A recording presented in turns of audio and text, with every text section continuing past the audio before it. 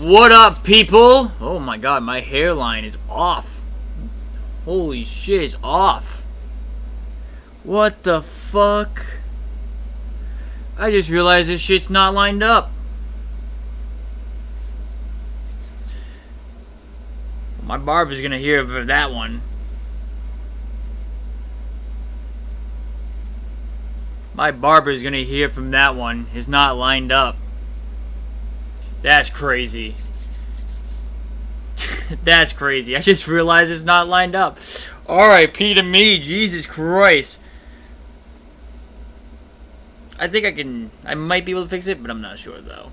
But anyways, what's up everybody? How are we all doing after that big win tonight?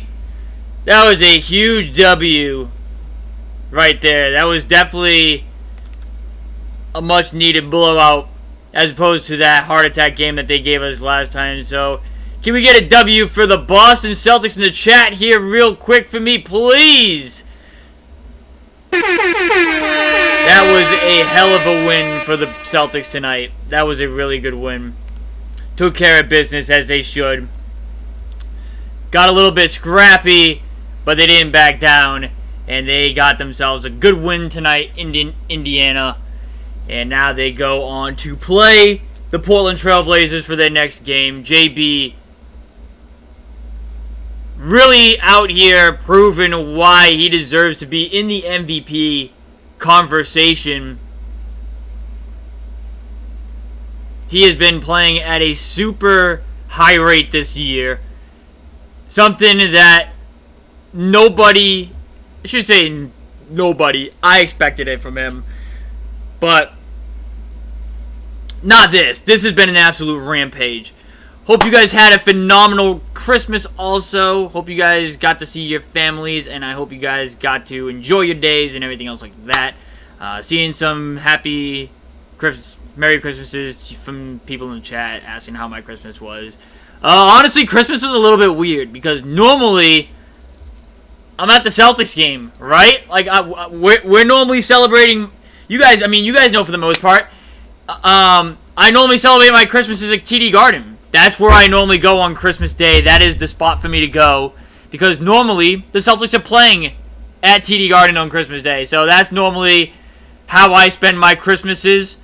If it's not at TD Garden, they're at least playing somewhere. And I do a live stream afterwards. So it kind of feels like I am being occupied some way, somehow. But yesterday was kind of just like a chill day. It was like, it felt weird because it was the first chill Christmas that I've had in a while. Like, I haven't had a chill Christmas like that.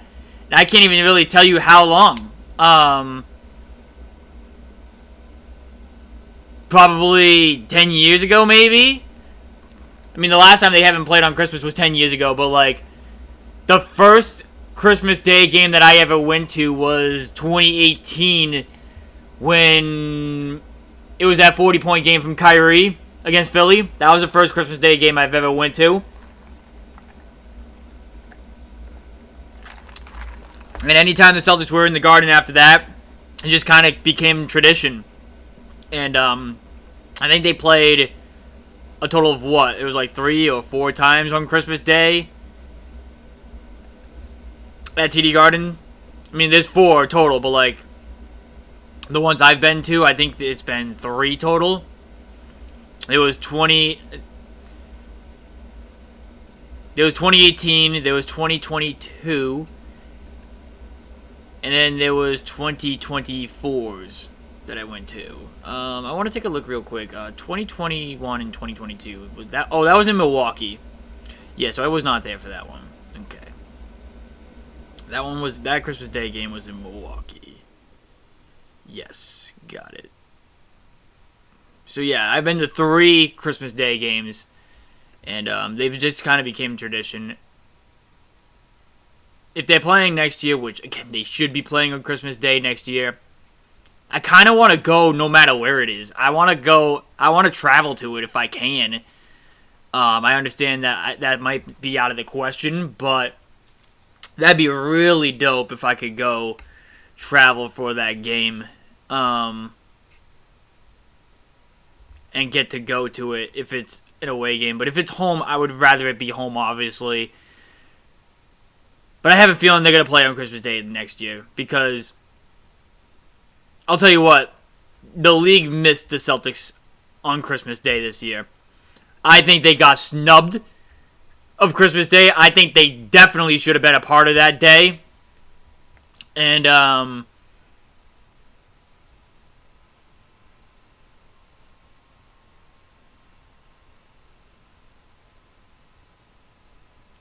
will say, though, the Christmas Day games were really good games. They were really good games at the end of it. We got to see San Antonio take down OKC again.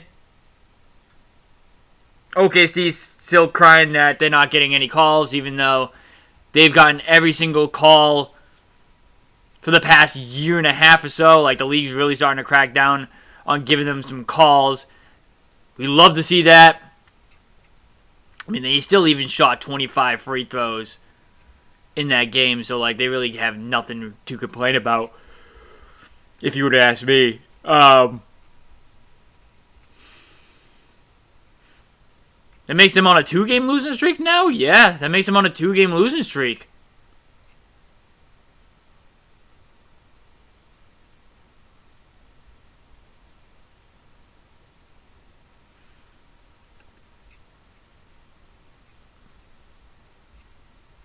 Seems like they have their number. Okay, the one in San Antonio, OKC took 7 free throws? Alright, that's kind of crazy. That one's kind of crazy. Celtics got snubbed because of no JT. Didn't have no faith in JB and the boys. Yeah, I mean, that would have been really cool to see, like, Celtics and Knicks, but even though, like, that Cleveland game with the Knicks was a good one, but that would have been really cool, seeing Celtics and Knicks, and then, like, maybe Cavaliers and... Who would have been a good one for the Cavs? Cavs and Detroit would have been a good game, or even Knicks and Detroit, and then you did Cavs and Celtics. Yeah, we got the Lakers. Like, I don't know either. And they're talking about, like, how he doesn't really want to play in Christmas Day games no more. And it's just like, bro. Yeah, that was the worst game of the day. That Lakers game was the worst game of the day. And, I've been seeing a lot on Twitter, people talking about how Luka is so good offensively, but he's so horrible defensively. Like, people are now starting to, like, really recognize that Luka Doncic's defensive game really takes a toll on his overall game, and, like, that's what I've been saying for a while, and that's what I've been saying as to, like, why I would take, I've been sitting here saying, like, I will take Jason Tatum over Luka Doncic any day of the week, and, like, that's a crazy take to a lot of people, but you also got to factor in the defense as well, and Tatum scores pretty much at the same rate as Luka. I mean, he doesn't average 30 a year, but, like, you get what I'm saying. He's right around that average of, like, 28, 29, 27 even. This year he's been playing great, Luka. He's been averaging almost 34 points a game and almost averaging a triple-double. It's ridiculous. It's crazy. But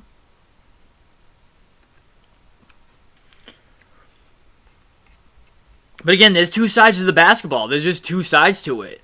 And I'm sorry, but Tatum is far superior on the defensive side than Luka Doncic is. So if you really want to factor in, like, yeah, Luka's probably the better offensive player. I mean, even though, I don't know, I feel like Tatum's bag is almost similar, if not a little bit better, because, like, he's able to have that sprint and athleticism on him as opposed to Luka, but, like, again, Luka is a demon on the offensive end. So, like, if you wanted to give me that Luka's better offensively, sure. But, like, Tatum's better defensively. And, like, I don't know. The two are close. And, like, obviously Tatum has the championship, too. So, as Sarah just mentioned, we exposed Luka in the finals so long ago, but they ain't ready for that conversation. Like, right. 100%. Like, you can be great. Like, JB was mentioning it on his not podcast, my bad. He was mentioning it on his stream the night when we reacted to it, that you could be a great superstar offensively, but if you have no defense, then, like, are you really a superstar? And it's such a good point, too. It's such a good point. And the reason for that is because, like, if you want to be looked at as a all-around superstar in this league, you need to be able to do both.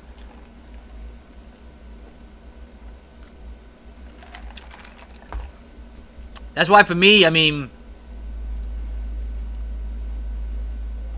Luka's out of my top 5, and that's kind of the reasoning why. Is because, yeah, he's so good offensively, but his defense is so bad that it actually is a liability to his team. It actually is a liability. And until he gets better defensively, even the slightest bit, he won't win a championship. He won't. Unless they build pieces around him that will cover his lack of defense. Which, I mean, the Lakers tried to do, right? They tried to do that with Ayton. They tried to do that by getting Marcus Smart.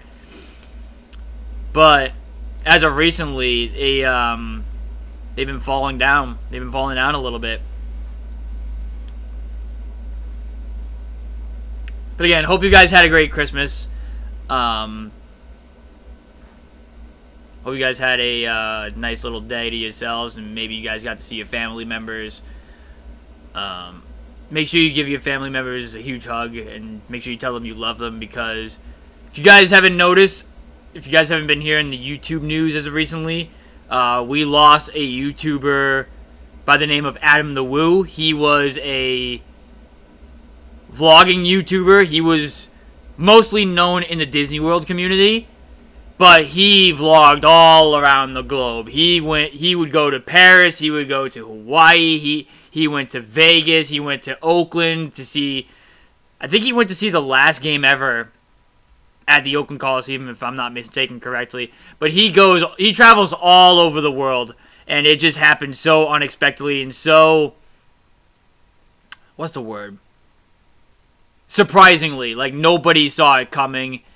And when I saw that news, I was like, get the hell out of here. There's no way that actually happened. So, yeah, definitely, you guys never know. He was one of the YouTubers that got me into vlogging, like way back in the day. And it just sucks to see. So thoughts and prayers to those people at this time. And again, to the people who were subscribed to his YouTube channel, like, you knew him because he was part of your daily routine. So, new haircut, rocking the new chain, love to see it over here. Yep, even though I just did find out that my barber messed up by not lining it up, but yes, we did get a new cut. Actually, I got the cut the day after we went to that Miami Heat game, so it was very bad timing to get the haircut, because if I got the haircut Friday, I would have been okay, and I wouldn't have needed to wear a hat. But, yeah, my hair was getting really long. But it's looking cool, though. It's looking nice, though. It's all spiked up. Like, it hasn't been spiked up like this in a while. Even though, again, it's not really that lined up. Didn't actually realize it till just now that it's not lined up, but my barber will hear from that. Yeah, right?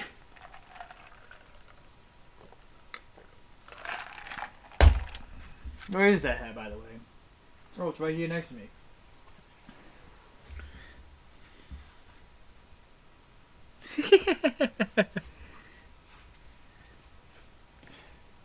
No, I like it. Looks good though. It looks good though. It's all like spiked up and everything, so like it's not that big of a deal. I can probably shave off a little bit over here. That will line it up a little bit better, but All good. 15 people in the stream. Holy shit. What's up to everybody on the stream here? If you guys are new to the channel, make sure you hit the subscribe button, leave a like on this stream, and make sure you go tell your friends to subscribe too, because at 4,000 subscribers, we still are doing that giveaway for that Jaylen Brown signed hat. So that is still in play, but we have to hit 4,000 subscribers first before we do that giveaway, before I announce a winner. So where's that hat, by the way? It's right here, actually. Okay. Yeah, speak of the devil, speaking of JB,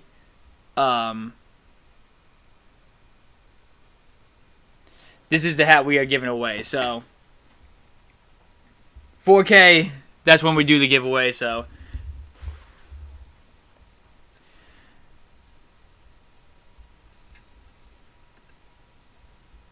wow, I'm shocked he wasn't talking about his in-season tournament championship.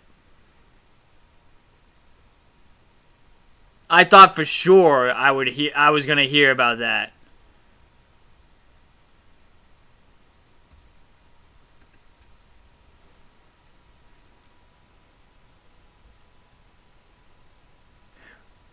Charlotte's the only NBA franchise to not have a Christmas Day game. Damn, that's crazy.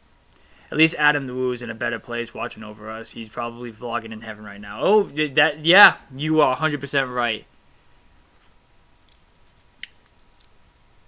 I watch the Philly Captain too, and it was hilarious when he was talking about how he knew how Adam would react if he saw him on TMZ. He'd be like, "Dude, that's freaking awesome!"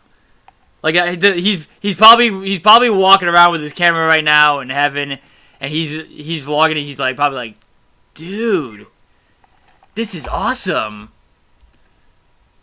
Hold on, I gotta text Steph.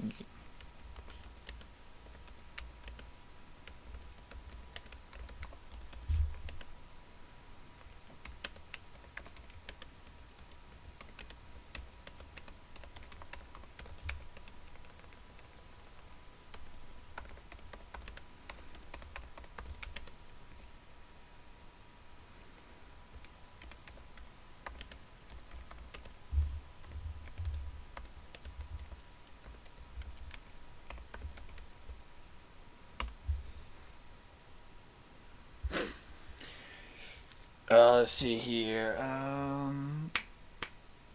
What did I get for Christmas? Okay, what do I want to show you guys first? Well, I showed you guys the hat that Steph got me. I even consider the... Actually, never mind. I can't say something in specific. But anyways, Knicks will probably hang their in-season... No, they didn't hang it, actually. They actually did not hang the banner. So, honestly... I give a huge round of applause to the organization for not hanging it up. I mean, for me, honestly, it doesn't make sense for them not to hang that banner up when they have division banners up there. But, honestly, though, I do give them a round of applause for not hanging up an in-season tournament banner. I do give them a round of applause, and I do give them praise for that.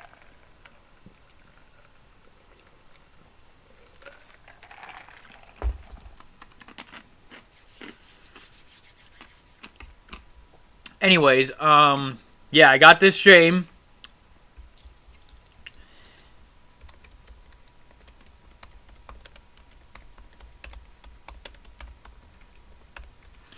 This chain here. What else should I show you guys?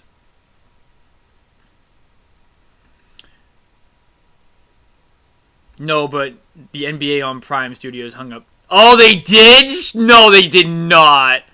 That's hilarious, dude. That's crazy. Man, I was looking forward to it. I love trolling them. I mean, I do too. I mean,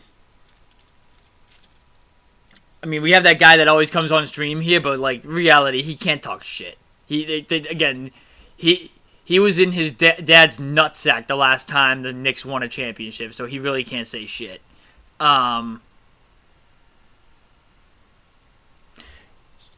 Anyways, this chain was for Christmas. The hat was for Christmas. This one was from Steph. This one was from Pops. I'm also getting a sponsored game of my choosing from Pops 2. I don't know what game I'm going to use yet, but definitely let me know in the chat what game we should go to. Oh, I do have something to show you guys that I did get. I do have something to show you guys.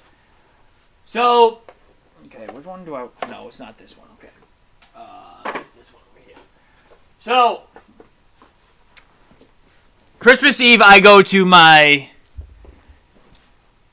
grandparents or whatever for Christmas Eve, and we do gifts on Christmas Eve, and then I do my gifts on Christmas Day here. And, take a look. Okay, so this is one of the gifts that I got. All right, this is one of the gifts that I got. If you saw it on Instagram already, then congratulations, and you've already seen this. But if you haven't seen already, I just want to make sure this is the right way. Okay, no, it's I need to switch this real quick. Hold up. Let me turn around. Real quick. All right, there we go. Perfect. So, in this box right here, I will just tell you guys right now, we do have an official game. Like, it is officially official. Like, there is a certain game that is happening in this box here. In this box here is a game that we are going to be going to. So, if you guys have not seen it already, I'm going to open it up right now. So, when I opened this up, I opened it up like this, and I just went like this, and I started laughing. And I was like, this is such a great idea. This is such a great idea, because the tickets is not... I don't have the tickets. Like, mind you, I do not have the tickets. The tickets is in possession with somebody else right now, so I do not physically have them. But I opened up the box, and this is what it looked like.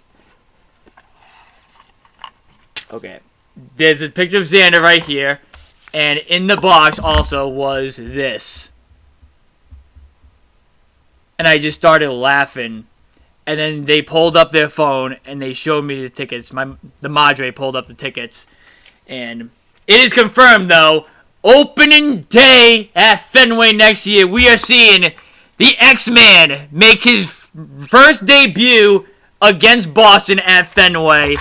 I am so pumped to go see the homie. I shouldn't say the homie, but, like, you get the point. I have to message Jair, too. I have to message Jair because I need to make sure that he's going to the game, too. And if he is going to the game, I'm trying to link up with him. And hopefully I can go see him. Hopefully I can go see X. It'd be phenomenal. And, yeah, that was probably the gift of the... Yeah, it is his first game back. Yes, it is. He did not play in Boston in 2024. He was injured. It's his first game back, yes. And we have tickets right on the third base side, too. So it's going to be... Whoo! It's going to be great. It's going to be phenomenal. As you guys know, I'm planning on being there that entire weekend. So, like, that's one game checked off the book already. Thank you for the assist tonight. Anytime I got you. I know I said on the text message I would take 5 minutes and ended up taking, like, 15. But I had to double check and make sure my stats were going well.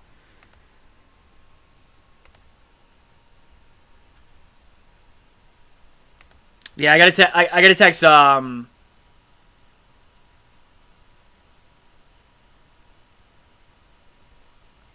gotta make sure.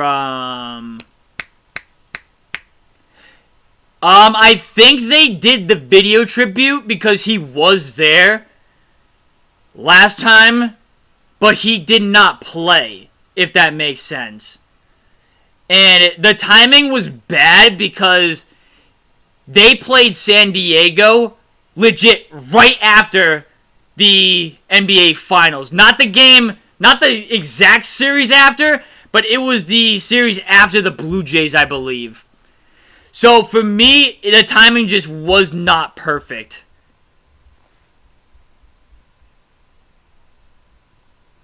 No, it's all good, Bree. I get it. I mean, gotta make that bread. Gotta make that money. Yeah, it was kind of like how Marcus Smart was. So, I didn't know if they were playing the video tribute. I didn't know if they were going to do it or not because Fenway, the Red Sox, obviously you guys know, they do everything weird over there. Nothing they do over there makes sense for the most part. So, I didn't know if they were going to do the video tribute for him or not. And I think they did, but they should do a second one for the fact that he's actually playing this time. They should do one. That's the right thing to do. But are they going to do it? Probably not if you were to ask me. So, let's go to the recap real quick. We haven't even talked a single second about tonight's game either. But it is what it is. What it is. Did they do the video tribute? Fuck. I hope to God they didn't. But yeah, that series was... It was the series after the Blue Jays series when the Celtics won the championship. And I was on towing at that time. I was on 24/7. So I already took off Game 5. I took off the parade. That's more days off for towing than I normally get. So it was going to be very difficult for me to pull that one off. And he wasn't playing either, so it just didn't make any sense for me to go. Let me see. Yeah, it was the series directly after the Blue Jays series. Like that Monday the 24th, that's when the Celtics were there. And then the next game was, and then the next series was that Friday the 28th. So the timing just was bad for me to go on that one. Yeah, they'll do a video tribute for both. They'll do a video tribute for both of them. Turn down the volume. We did this one. Now let's go here.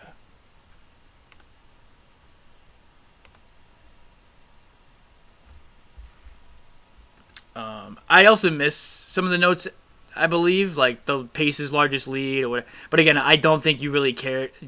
I didn't think you really cared about the Pacers' stats or whatever. I think all she wants to know really is like the Celtics stats or whatever. So I didn't even bother like saying like what their largest lead was and like this, that, yada yada yada. You know what I mean?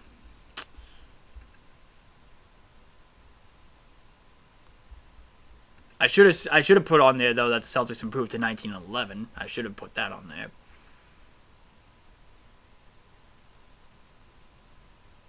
But yeah, they for sure will.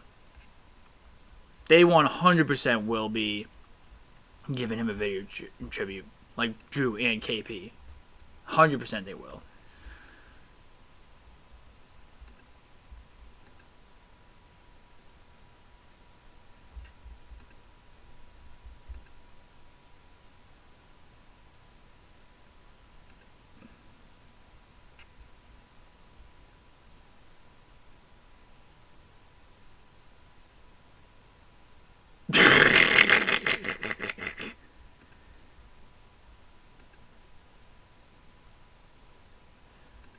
What? I'm so confused with that. What you just sent.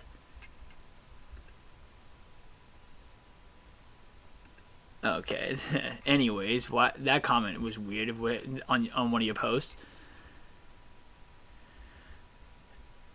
Let's see. All right, let's hop straight into it. Oh, I did too. I loved how chippy it was too.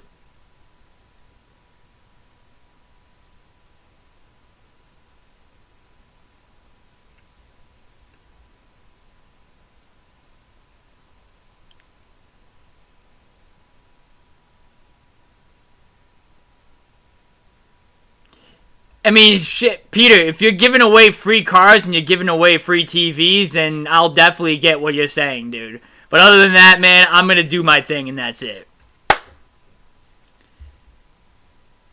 Couldn't watch a game? Yeah, there was a couple times where what's his name? TJ McConnell, he was getting a little feisty.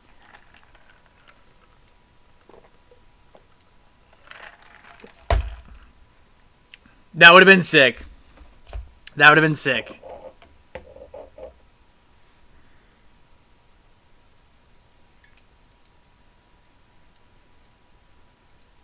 Well, yeah, I mean, obviously they were going to be a little bit rusty going into the game because, like, they didn't play since Monday. And that's Tuesday, Wednesday. That's 3 days off. Joe was ready to go, too. Like, Joe was like, oh, my God. Dude, I loved that from Joe. I loved the fact that he was, like, getting into it and, like, so on and so forth. Like, I live for these moments. Let's get negative. Let's get completely negative. But once they got the dust off, like, they really got back into their regular routine. Like, this is how I would have expected the game to look like from Monday, like a blowout. Except the fact that you don't allow them to score over 100 points, though. But their bench went stupid crazy. The Pacers. Their bench went dumb crazy.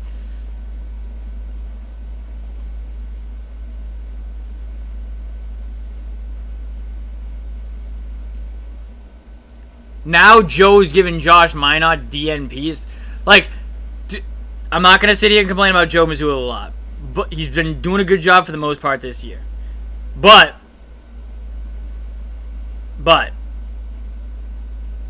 the two most biggest issues that I have with Joe Mazzulla this season has been the rotations and the plays coming out of timeouts. Those are the two biggest icks. Other than that, I think he's been phenomenal for the most part. The in-game, even sometimes like the in-game adjustments, like he's gotten. I will say he's gotten a lot better with the in-game adjustments from the beginning of the season. Like obviously we saw at the beginning of the season where like they were still shooting too many threes or whatever, this, that, so on and so forth. And now like they really have cut down on their threes. They're really starting to go into the paint a lot more. And even when they're shooting their threes, they're still shooting the ball at a very efficient rate. So sometimes less is more. You take less three, but the more quality three. So I will say that the game plan has been working. The game plan has been working for the most part this year, and that's really a credit to Joe.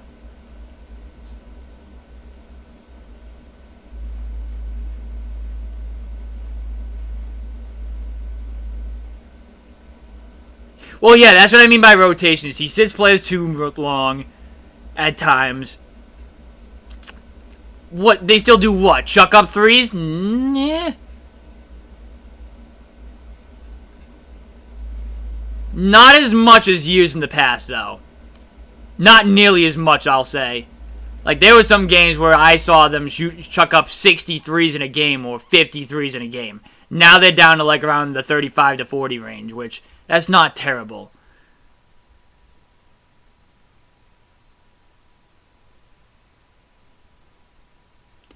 I was confused about why Minot's not playing either. Yeah, that one confused me. I think he deserves legit minutes. That's just me, however.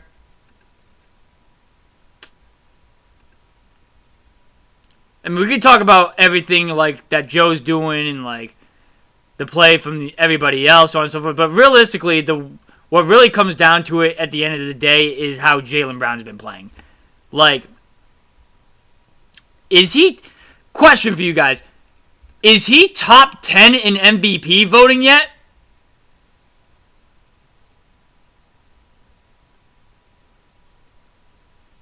It's a credit to the It's a credit to both. I mean, it's a credit to both the players and the coaching.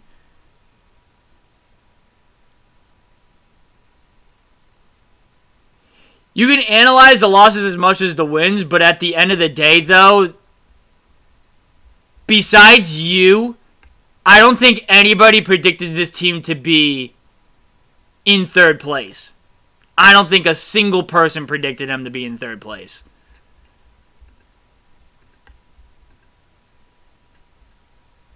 Is he top 5 now? Good. He needs to be in the top 5. And for big reasons, like I just said, like nobody thought this team was going to be this good. Except for you, Steph. I didn't have them this good. I had them the 6th. You could convince me the 5th seed at best. I didn't have them 3rd.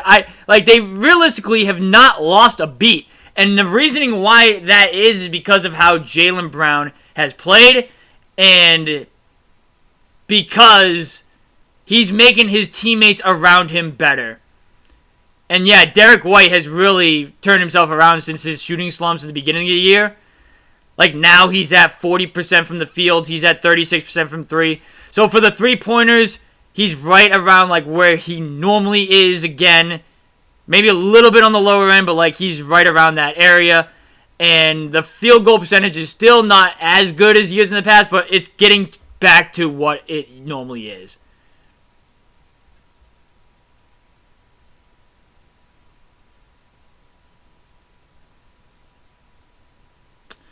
I had them going into the playoffs as a 6th seed at worst. But did I think 3rd seed at Christmas? No. Yeah, well, yes, right.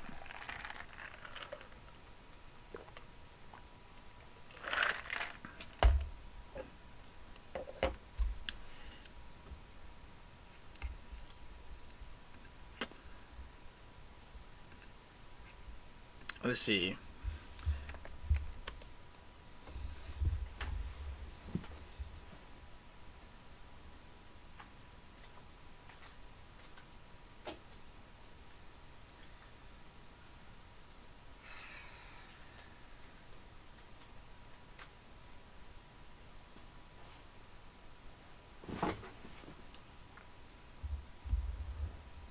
Six, 7!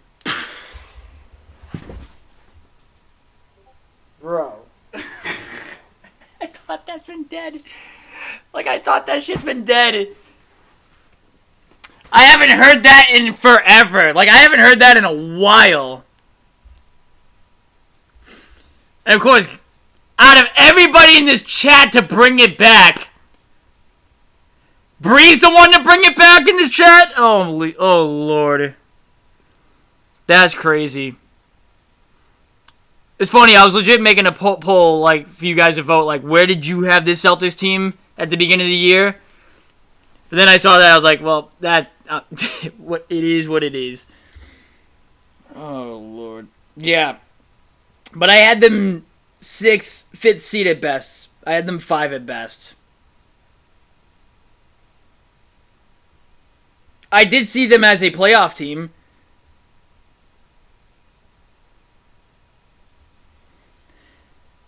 I'm a Tommy Heinsohn level homer when it comes to my teams.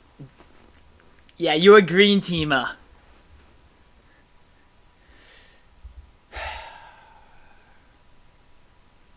Do I dare say, hey chat, type 6-7 in the chat for me?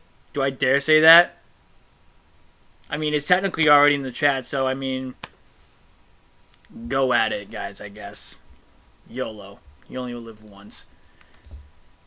The 18-time most in the league NBA champions Boston Celtics went to Indiana and took on the Pacers to start a 5-game road trip after getting snubbed from the NBA Christmas Day game. First time in 10 years that the Celtics did not play on Christmas Day because they'd had zero fucking faith in a JT-less team. Well, guess what? Fuck the haters, by the way. Fuck the haters. JB is showing you why he was a finals MVP, motherfuckers. Anyways, won this game 140-122 by 18. Celtics' largest lead was 28. Pacers' largest lead was 15. This is your recap at another job. They were really pissing me off at first because how are you going to let this Pacers team get a 15-point lead on you? Like, I don't understand. We did too much partying for Christmas? What's going on, squad? Figure it the fuck out. Pacers are now 6-25, 14th seed in the East on a 7-game losing streak. The Celtics are now 19-11, 3rd seed on a 4-game win streak. The Celtics now lead this series 2-0. This was a mini series, by the way. I already told you about it. Get familiar. Walsh was probable. He was available. Boucher and JT were out. For the Pacers, you already know the vibes. We talked about it however many days ago this was. Very injury-ridden. No Shepherd, no Jackson, no Nesmith, no Toppin. Halliburton out for the season.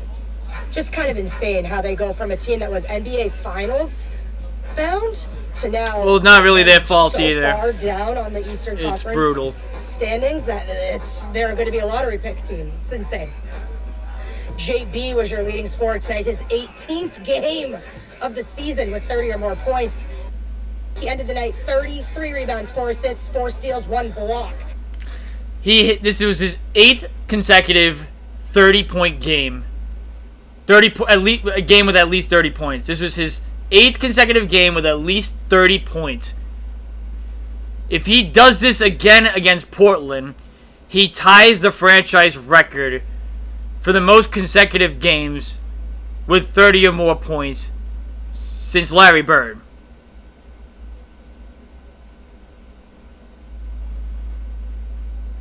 That's elite category. And I'm debating right now. I'm trying to look at the league. And I'm looking over here at some players. Right? I'm looking at the league. And I'm looking at some of these players here.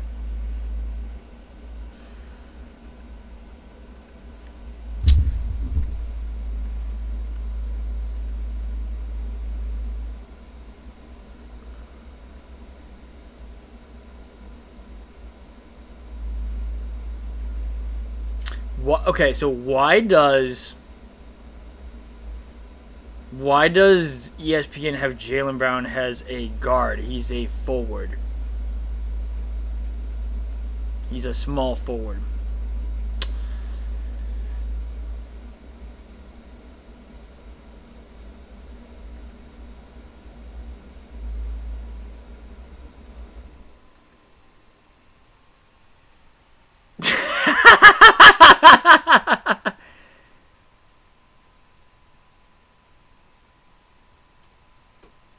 I mean, I can get you that too, Bree, because you'll most likely be asking me for the stats anyways.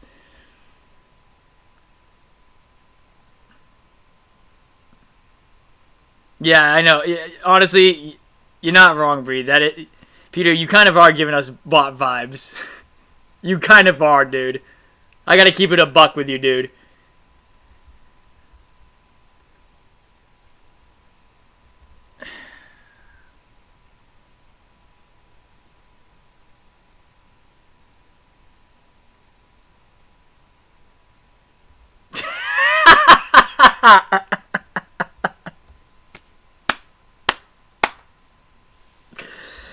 Jesus Christ.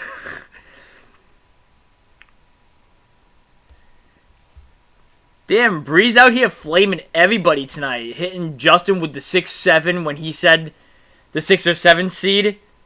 Hitting Peter with this. With the bot comment. Damn. Demon Bree is really out for vengeance tonight. Why you gotta be like this? The Celtics won! I'd understand it if this was an angry Bree cap. Damn, she's out for vengeance tonight. What was I gonna say though?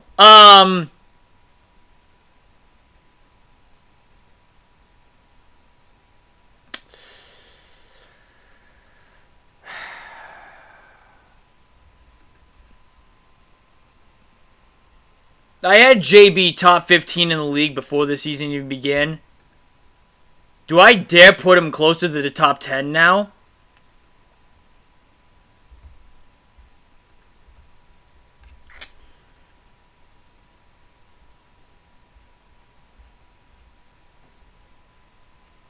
I mean, it's looking that way.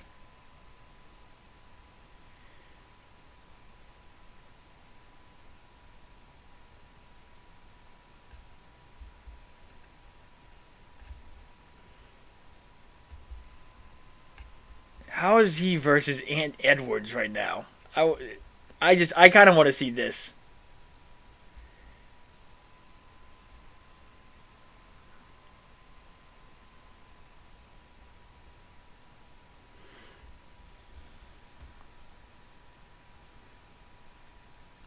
better field goal percentage. A little worse on the 3. Better rebounding, better playmaking. Yeah, come on, man. Yeah, come on. I mean, not saying Anthony Edwards isn't a good player. I'm not saying that, but people really overrate him already.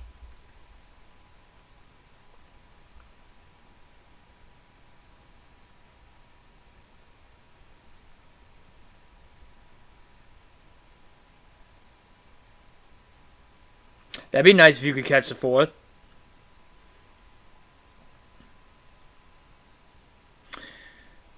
$6 game, 425. Yeah, I mean, the math sounds about right.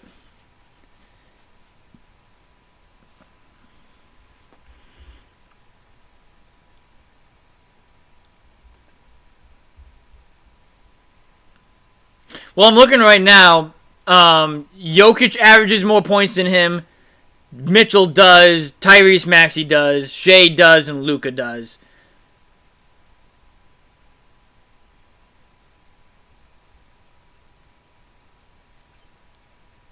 And, like, he has the accolades over some of these guys that I'm even reading. Like Jalen Brunson, Anthony Edwards. People were saying Cade Cunningham's better than him at the beginning of the year. People were saying Devin Booker's better than him at the beginning of the year. Like,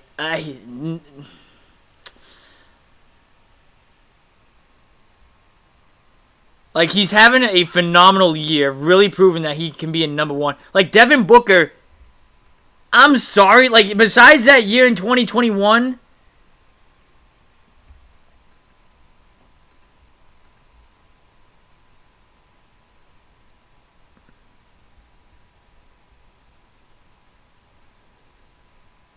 yeah, I can't wait either. Yeah. I remember the first time when I forget if she said it on the podcast that we did or if she said it the first time I met her or if it was on stream, like when we were reacting to her recap or whatever. And I think somebody in the chat asked her why she didn't do Patriot reactions or whatever, right? And she was like, just Patriots don't deserve my time post Brady, some shit like that. They're getting her time now, that's for sure. 2 games this year. Now she's getting to watch them a little bit too.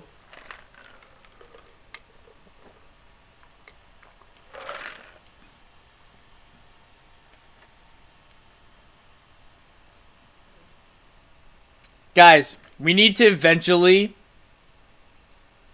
I'm not going to say she needs to do recap for the Bruins. I did say that, but the Bruins don't even deserve recaps at this point. That's how bad they've been playing.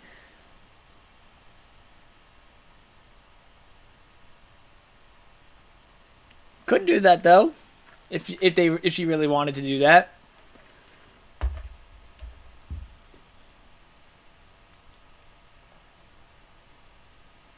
My audience isn't Pats fans, though. To be honest, I get 0 response for Red Sox recaps.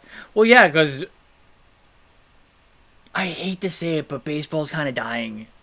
Like, I'm a big baseball fan, so like, I see the entertainment of it, but like people think the game is just too slow for them. It's just too slow. I'll never be able to recap Bruins, and I have developed newfound respect for hockey. Well, yeah, it's a tough-ass sport. It is a tough-ass sport.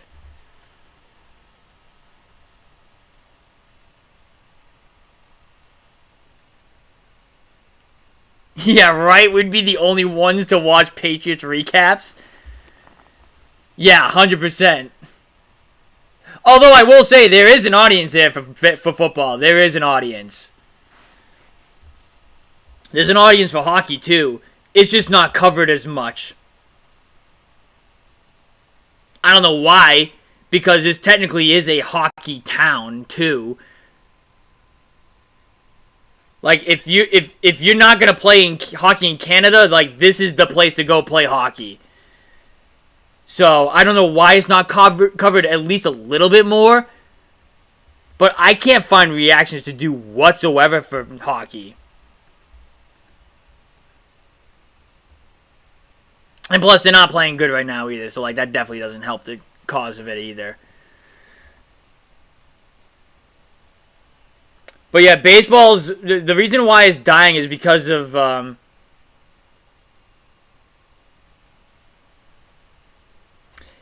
if you go way back to my demo with Gary Tangway, I did talk Patriots with him. Chat, should we go watch it? Should we go watch it after this? He's trying to be like D-Daddy, Buff Daddy, Ball Daddy, does it all Daddy right. Peyton, fast, PP, Richard, 29 points, 9 rebounds, 5 assists, 1 steal. Derek, D-Daddy, Buff Daddy, Ball Daddy, does it all Daddy White. 21 points, 5 rebounds, 6 assists, 2 steals, 1 block. We had a Derek White Christmas, ladies and gentlemen, thanks to that man right there. Sammy is now Daddy Hauser. Fake Hauser! Fake Hauser. Fake Hayward! Jesus Christ! The nickname's been so dead that I even screw it up from time to time. 7 made threes and 4 rebounds. Looking a lot better these days, Sammy Hauser. Luka Garza, nice to see him getting some burn again. 15 points, 4 rebounds, 2 assists. The Celtics play next in... Let them make playoffs? They already did. They already did make playoffs. So you better start thinking about it.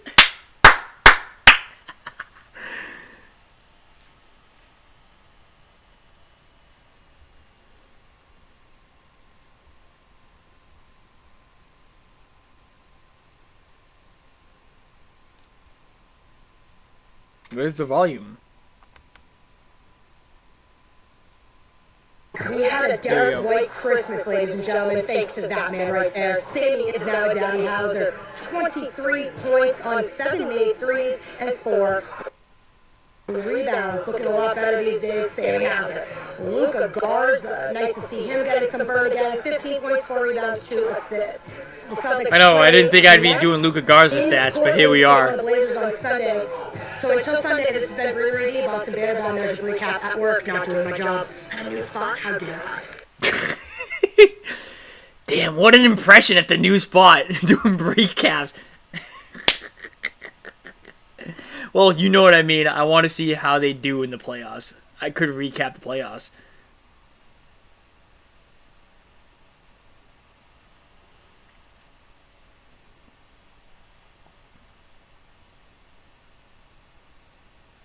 Yeah, you could go over like how Drake May did. You could go over like how the wide receivers and the running backs. Like I think you could do it. I mean, you talked about it. Chat, let's do this. Let's do this real quick. I don't know how much time Bree's got, but like let's. She can actually, while she's on here at least, she can guide me to where it is.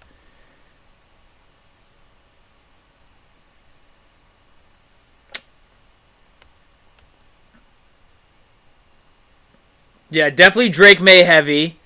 Then you could just go about the wide receivers with like, I mean, I could help you with stats for it. It's like 2017. We can find it. If this doesn't want to freeze up on me. Actually, what I can do, oldest. Yeah, we can brainstorm it. Yes, we can brainstorm it.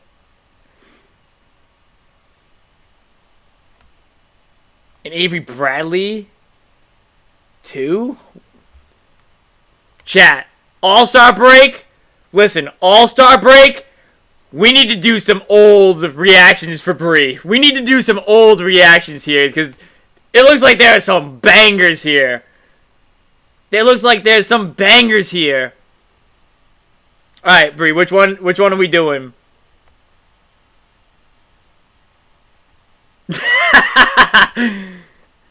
First recap? Hey chat, are we just doing like a fun Bree medley tonight too? Is that what we're doing? Are we committed to that tonight? Yeah, I mean, I just know, Steph. I've been doing this for way too long. Like it comes easy at this point. I can think double-minded. Like I can talk and do what I need to do at the same time. Like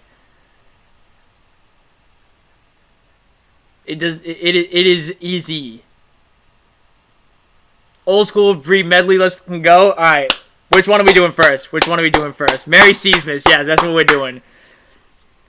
So now we talked about the game. We talked about, well, during the recap. So now the fun really begins. Now the fun's gonna begin.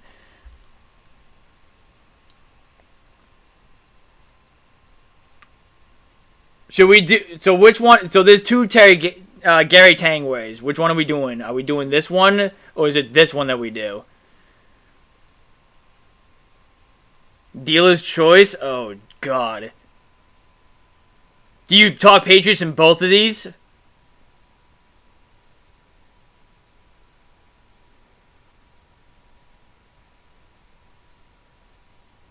The very first one?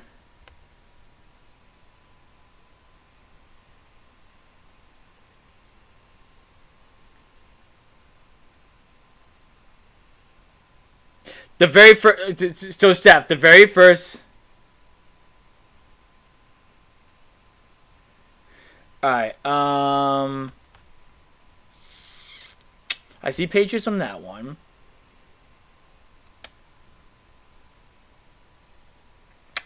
Fuck, we'll do this one. This one's the more viewed one.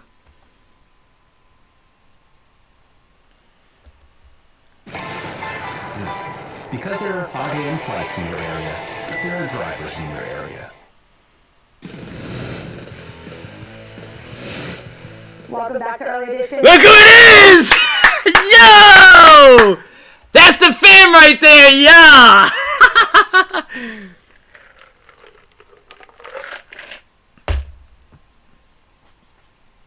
Danucci here with Gary Tangway. That's a flex. Let's get right to the breaking news last night.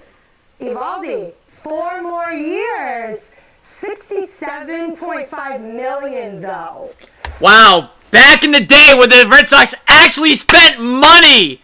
Holy shit, I live and breathe for these kind of days. Well-deserved contract, by the way, and that was a steal because he was phenomenal in those 4 years.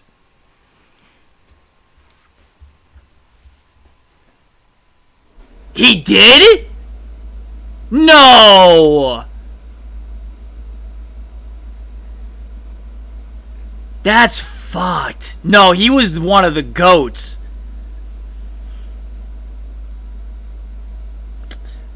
Well, that's a common NBC Sports Boston L. Well, yeah, because all that's going through your mind, you're thinking like, oh my god, I'm actually like doing this. It's kind of how I felt when we were on the court last Friday and I was shooting buckets on there. Was that worth it? That's a lot of money. That's a lot of money. No, it was worth it. In this day and age, you're going to have to overpay. That's just the way it is. They overpaid for David Price. It eventually paid off in the World Series. If you want a guy like Evaldi who could come in and pitch That's 6 or fucked. 7 innings in a World Series game and was instrumental in them winning the World Series, you're going to have to overpay for the guy. Either that, okay. So Back when I liked the Red Sox, right. You know, you're soft if you give him that too much money because his regular season numbers are not great. He's never really done this. He's a one-hit wonder. Well, how do you know? And you can't afford to let him go because who's going to take his place? To me, he's a 2-inning closer. That's what I would use him as. They want to use him, I've heard, as a 5th starter. That's stupid. The guy should be in the pen. Well, it's And you know what though? It worked out. He turned out to be a number 2. Yeah, he's like, when I thought about this show here, I thought about Gary Tangway. Like that's like what you think about. That's the guy. That's the guy who runs these shows. So like, that's crazy that they let him go, and they used the COVID excuse and like. He was battling cancer too, like, no, that's not right. Like clearly he loved doing this,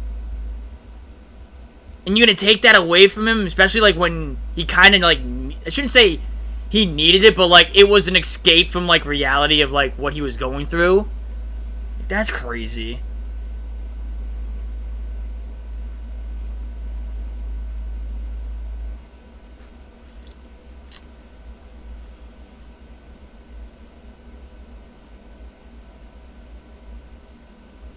Yeah, this is so sick. I remember I showed this to my mom too. Mid-July, actually late July, because we gave up Jalen. I showed her one of these old videos. He had a 6-7 record. I mean, that's nothing. Oh my god. Oh my god! It lived on back in the day too! I guess that's your thing. No, time out. Wait a minute. Wait a minute, guys.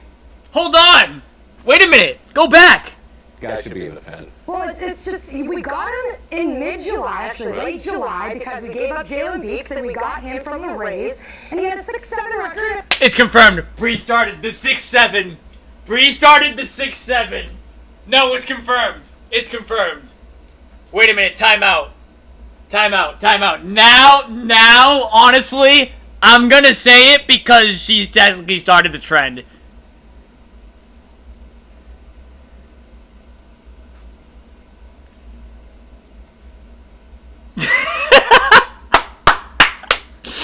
No, it's confirmed. No, that's crazy. That is insane. Wait a minute. Bree is the originator of the 6-7. There is no fucking way. Yeah, she needs to trademark it, get it on a t-shirt, something like that right the fuck now.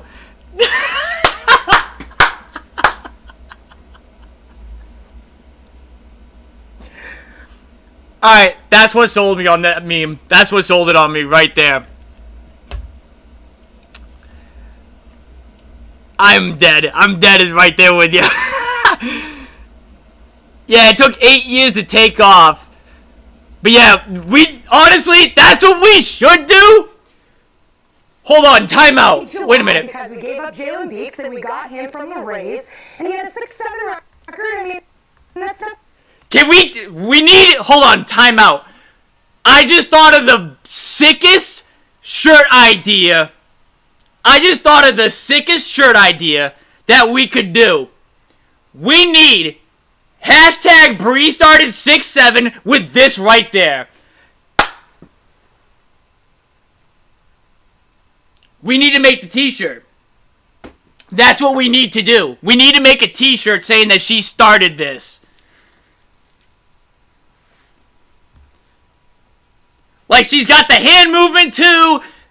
The hashtag from Justin. Like, that would be perfect, dude. That would be the perfect t-shirt. But the guy should be in the pen. Well, it's just, we got him in mid-July. Second off, why am I not in full screen?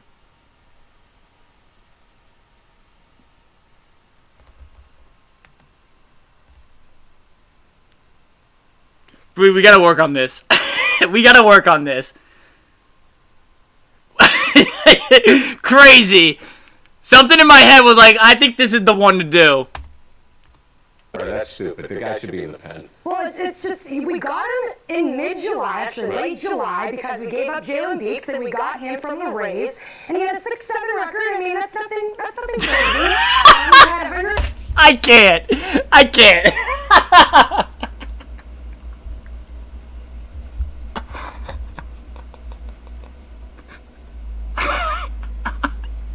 I'm in shock. I'm in dead ass shock. I'm not even kidding you right now. Oh my god, I'm fucking crying. I can't even continue. How the fuck are you able to continue from this? It'd be one thing if she just said the two numbers back to back, but she did the hand movement too. Yeah, somebody clip this right now. Oh my god, I haven't laughed this long and I don't know how the fuck long. Oh shit. This is incredible. I can't believe Bree originated the 6-7.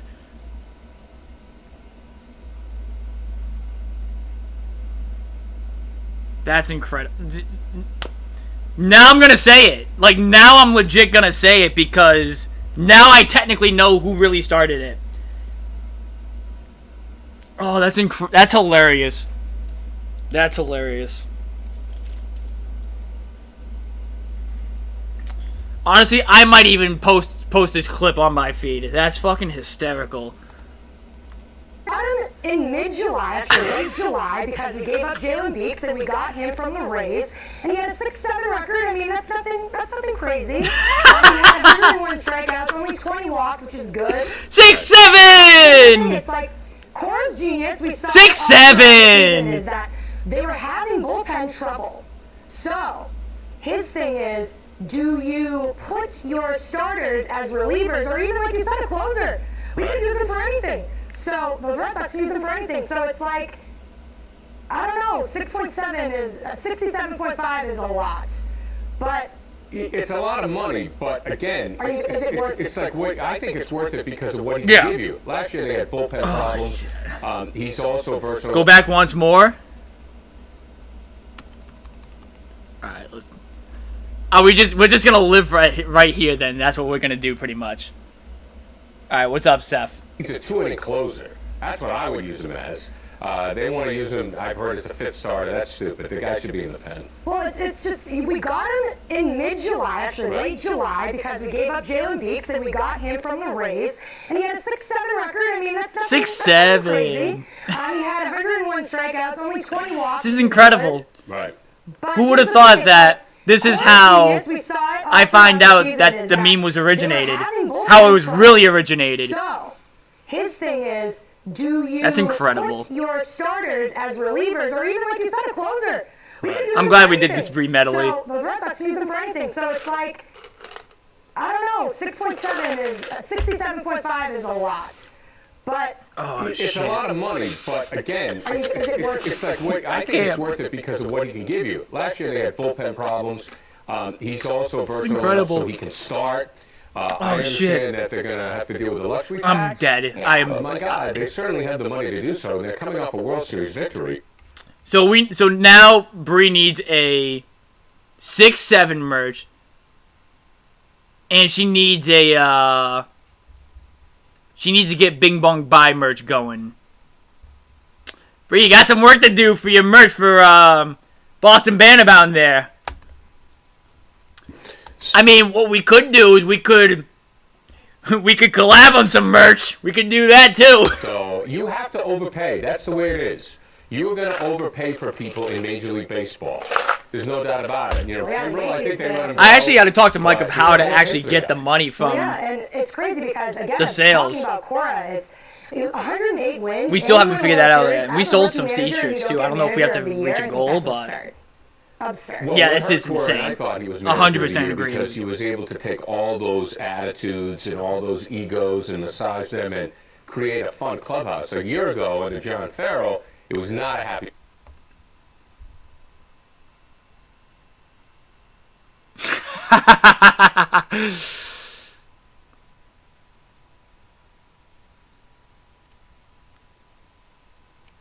Look at that. Steph already got the clip. Genius. Steph already has the clip. I'm gonna go back after the stream and record the full clip. Obviously, me getting up and then realizing, like, wait a minute, wait a minute, who are you?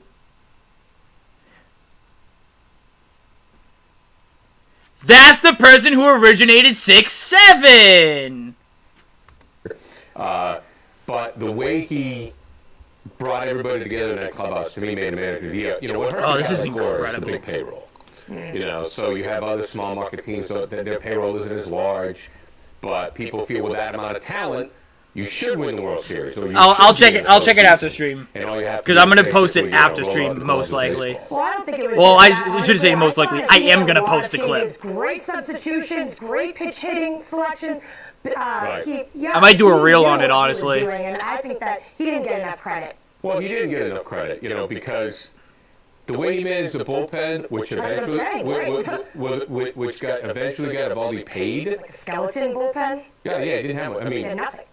So he used Eovaldi, he used Sale, Porcello. he used Porcello, he used just- Trice. So you're right. The way he handled the pen was, I mean, he had no choice. Right. It was necessity's the mother of invention, but he made all the right moves. You're absolutely right. I mean, he's my manager of the year. Well, speaking of right moves or wrong moves, let's talk about the Patriots. And let's talk about who's missing in transition. action right now. Let's talk about Gronkowski and where he is, because he's already missed 3 games so far this season. And you know what? Not that he's even doing much during the games. He only has Right. 530 yards, 35 receptions, and 2 touchdowns in 9 games. Yeah, he's hurt. I mean, he's really hurt. And I think, Well, my thing is this: did the Patriots make a bad choice and not trade him when it was time to trade What him? on your they tried to trade on him to your Detroit, end? but the Lions said he's going to have Are to. you're gonna need the timestamp for you? Yeah, well, I'll give it to you. I'll give it to you. Don't come worry. here. I think they wanted to work out some sort of contractual agreement to make sure that he would, stick around. But then he said, Gronkowski told me, he said, look, if I'm not with the Patriots, I'm retiring. So Gronkowski made it impossible to be traded because he said, if I'm not playing for Brady, I'm quitting. So nobody wanted him. So Belichick was stuck with him. And I think that Bill once again knew that it was time. Well, you see that he's not even throwing it to him No. anymore. Like he's Well, yeah, not even getting any opportunities. He's not doing anything with the minutes that he is in the game. Yeah. And I He's looked kinda at it and just I another said, guy now. right. And I looked at it and I said, because the Patriots are 9-3, they're first in the AFC East, and I said, okay, well, with Gronkowski out, did those 3 losses come from his absence? And no. The one loss that they had with him out was the Titans. And that was a Right. tough game. Yeah, they All did 3 show losses up. were by double digits, which was Right. kind of not like the Patriots to lose in double-digit fashion 3 times to the Bears, to the Packers, and to the Titans. But the Titans was a close game. Yeah, the Titans, they just didn't show up. I mean, they just didn't want, to me, plus Tennessee was sky high because of Vrabel and that whole thing. Right. But I look at Gronkowski, and there's a lot of wear and tear in that body. It's a big body, Bree, and I just don't think he's healthy. Yeah. And I don't think he wants to deal with the It's just injuries anymore. name it. MIA, that's hilarious. 100% he's retiring. I mean, you have back problems, you have elbow problems, you have ankle problems, you have Right. knee problems. I mean, it's not even just one part of your body that just keeps getting re-injured. It's a numerous amounts of injuries to That's your body. hilarious. I mean, I get it. You're young. You want to stay in this league. The paycheck is nice, but if you're not putting in any effort, really, you're not really contributing to the team. I think it's just time to hang it up, hang the cleats up. It's that time. And so let's talk about Celtics, who are not hanging any cleats No. up because they're on a roll, 4-game win streak, thank God. And you know what? Hayward, is he back? Oh, I think so. Is he yeah. back? I think he is. I think, when he had that 30-point night in Minnesota, I think that really helped his confidence. I think he Definitely. feels good. That You know, Gatorade shower definitely helped as well. Yeah, Jaylen Brown came back, played well against the Knicks. Both of them coming off the bench. Well, Yeah, that that's could the be the thing. key, maybe. So again, with Brad, he is a genius as well. Him and Cora, they kind of had a little moment at one of the Celtics games, and it was great. Here's the thing with Brad. He doesn't care about egos. He doesn't care about what Right. your paycheck is. Gordon Hayward has a $128 million contract for the Celtics, and guess what? You are the most paid 6-man right now. Like Oh, you're sure, yeah. I mean, you're not a Lou Williams, no, but it's like he has to do what he has to do to benefit the team. It's the team above self, and that's what's going to happen here with the Celtics always. Brad doesn't care who you are, doesn't care if you're Kyrie Irving, doesn't care if you're Gordon Hayward. You will go on the bench if you Right. have to. Right. I mean, it's all. Yeah, he did not look the same when he was in the starting lineup. And, honestly, I don't know if it was... Now looking back at it, I don't know if it was, necessarily the right thing to put him back in the starting rotation like that after an injury like that was. Again, you got to be, a superstar player. And I don't think Hayward wasn't a superstar player. He was a star player for sure, but, he wasn't, a superstar player. So, I don't know when, the timeline was for him to come back, but, I thought he came back earlier than what people thought, at the beginning of the year. I thought people thought that he was going to miss, some time at the beginning of the year, too. And for him to just get inserted with little to no burn, I guess, from the preseason, I don't know. It definitely messed with the team chemistry. I know that for a positive.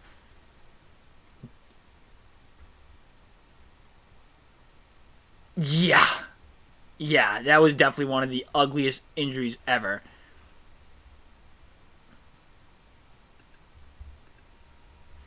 And, like, he definitely didn't look the same when he first came back either. I think it was Jaylen Brown that went to the bench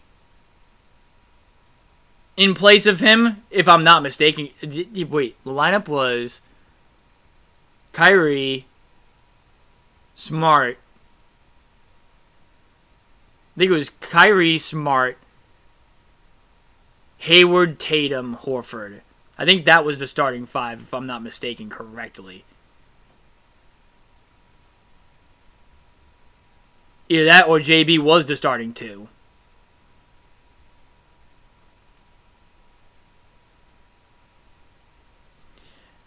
But, like, when they've reinserted Hayward into the starting lineup, like, immediately, it definitely did mess with, like, the team chemistry a little bit.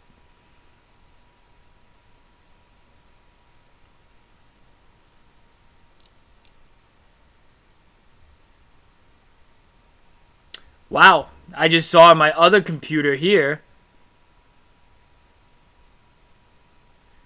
Tatum explaining why the 2019 Celtics did not work. And on the cover of it is Kyrie, Brown, Tatum, Hayward, and Horford. So, I guess that was the starting lineup. I know Rozier was frustrated going back to the bench. That one I know for sure. Now I'm starting to think maybe he threw away some of those games because he got back, because he went back to the bench. I don't know, but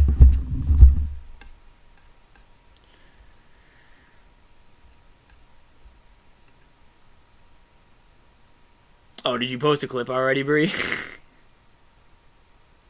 How come I'm not seeing, unless it's on the Bree cap? Or it's comments on here. I don't know. Did they go to your comment section? Why are they not popping up on my chat here? That's kind of odd.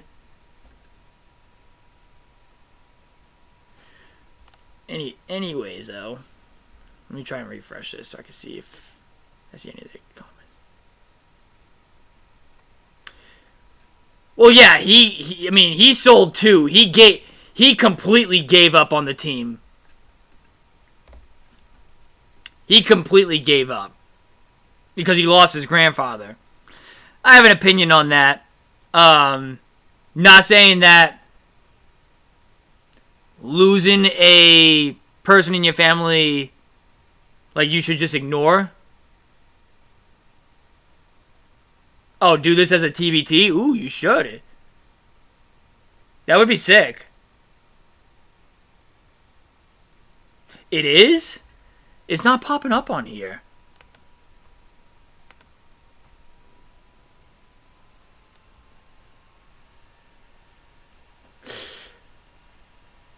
Well, Steph, that was my point. That was my point. You take your time to grieve, and you take whatever time it is necessary, and then you go back to work and shouldn't say it's not like it never happened.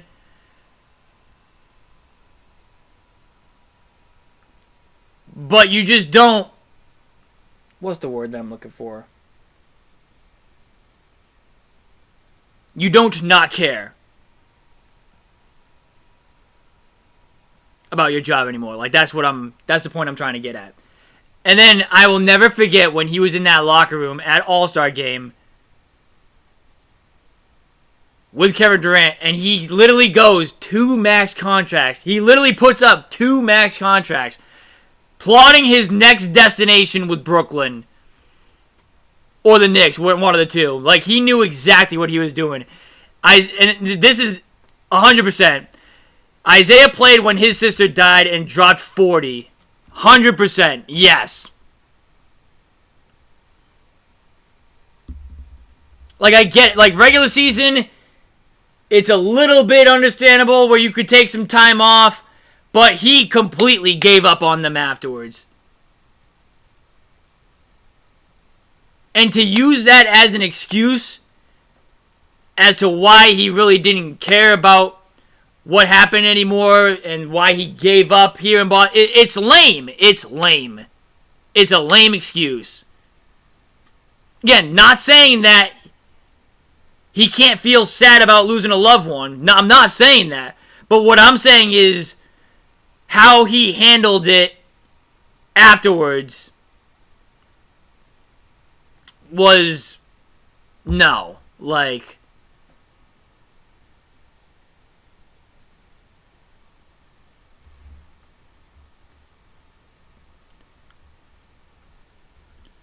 I'm sure he was devastated from that loss. I would be definitely devastated. I know for damn sure, I'll be devastated when I lose my grandfather, and I don't know that feeling yet, and I am scared to think about that feeling right now, too.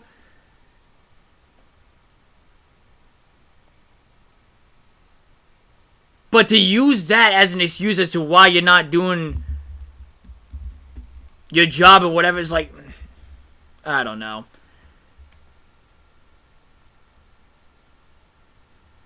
And to use that for the rest of the year, too, is like, bro. Yeah, 100% robbed us. Well, about the minutes too. I mean, I think that he could have took the time he needed away from the team for a little bit.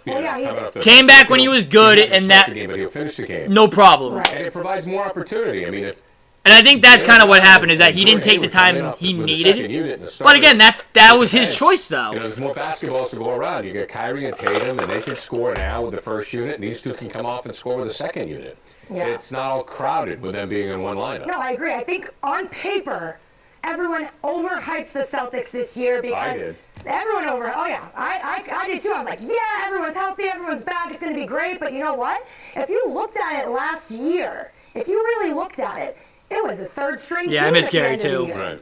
It was back was to the wall. It was all effort from third string players getting 30 minutes a game, and they weren't even used to 10, 15 minutes, maybe max. If it was a regular season game, if it was regular and everyone was healthy. So my thing was this. On paper, it looked like the Celtics were going to have like a 20-run game where they're winning and they're just killing everybody. And no, that wasn't the case. They didn't know how to gel with each other, play with each other. They had no idea. No, and also that was because they had a short preseason. Yep. And a lot of their players weren't cleared for 5-on-5s. They weren't healthy. Yep. And they didn't get to practice with each other. No, so now, 20-something games in, you see that chemistry coming. Well, that's a really good point. I mean, the training camp was then that really chemistry short. died. So short. Really short. Like, shorter than their preseason. Yeah, I mean... They had 2 days of training camp. I mean, they're starting the season in mid-October. Like, what are you doing? Crazy. What are you doing? Yeah, it's hard. Well, it's very hard for a new team, which they are, for all intents and purposes, a new team. Yes. To gel in that amount of time. I agree. So, and another person that I've been kind of struggling with right now is Terry Rozier. Right. So there was rumors, there was reports saying that he was unhappy with his minutes, but he's only averaging 2 minutes to 2.5 minutes less than he was last year. However, he did start 16 games last year, and he has only started 1 so far this year. But the thing is, you're backup point guard to Kyrie Irving, so you have to expect that. Well, he didn't. No, he didn't. Like, bro, at that time, Kyrie was what? Top 3-point guard in the league? And,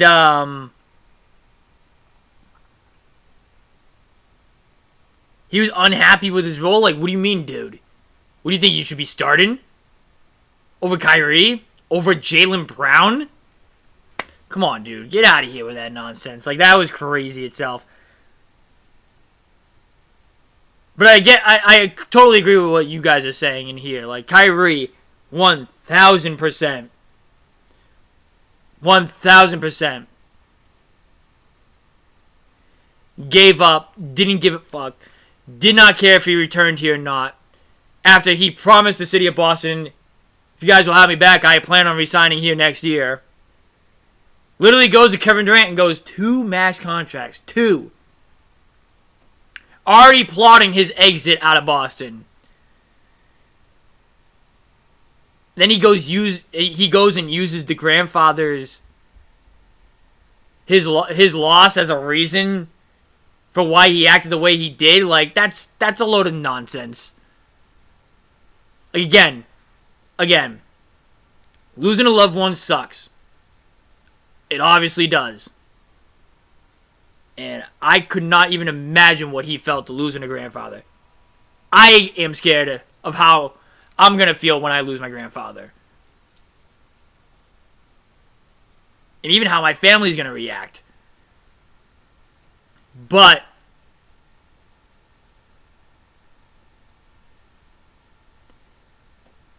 I think it happened in, like, what, November? Like, the way he handled it was poor. It was poor.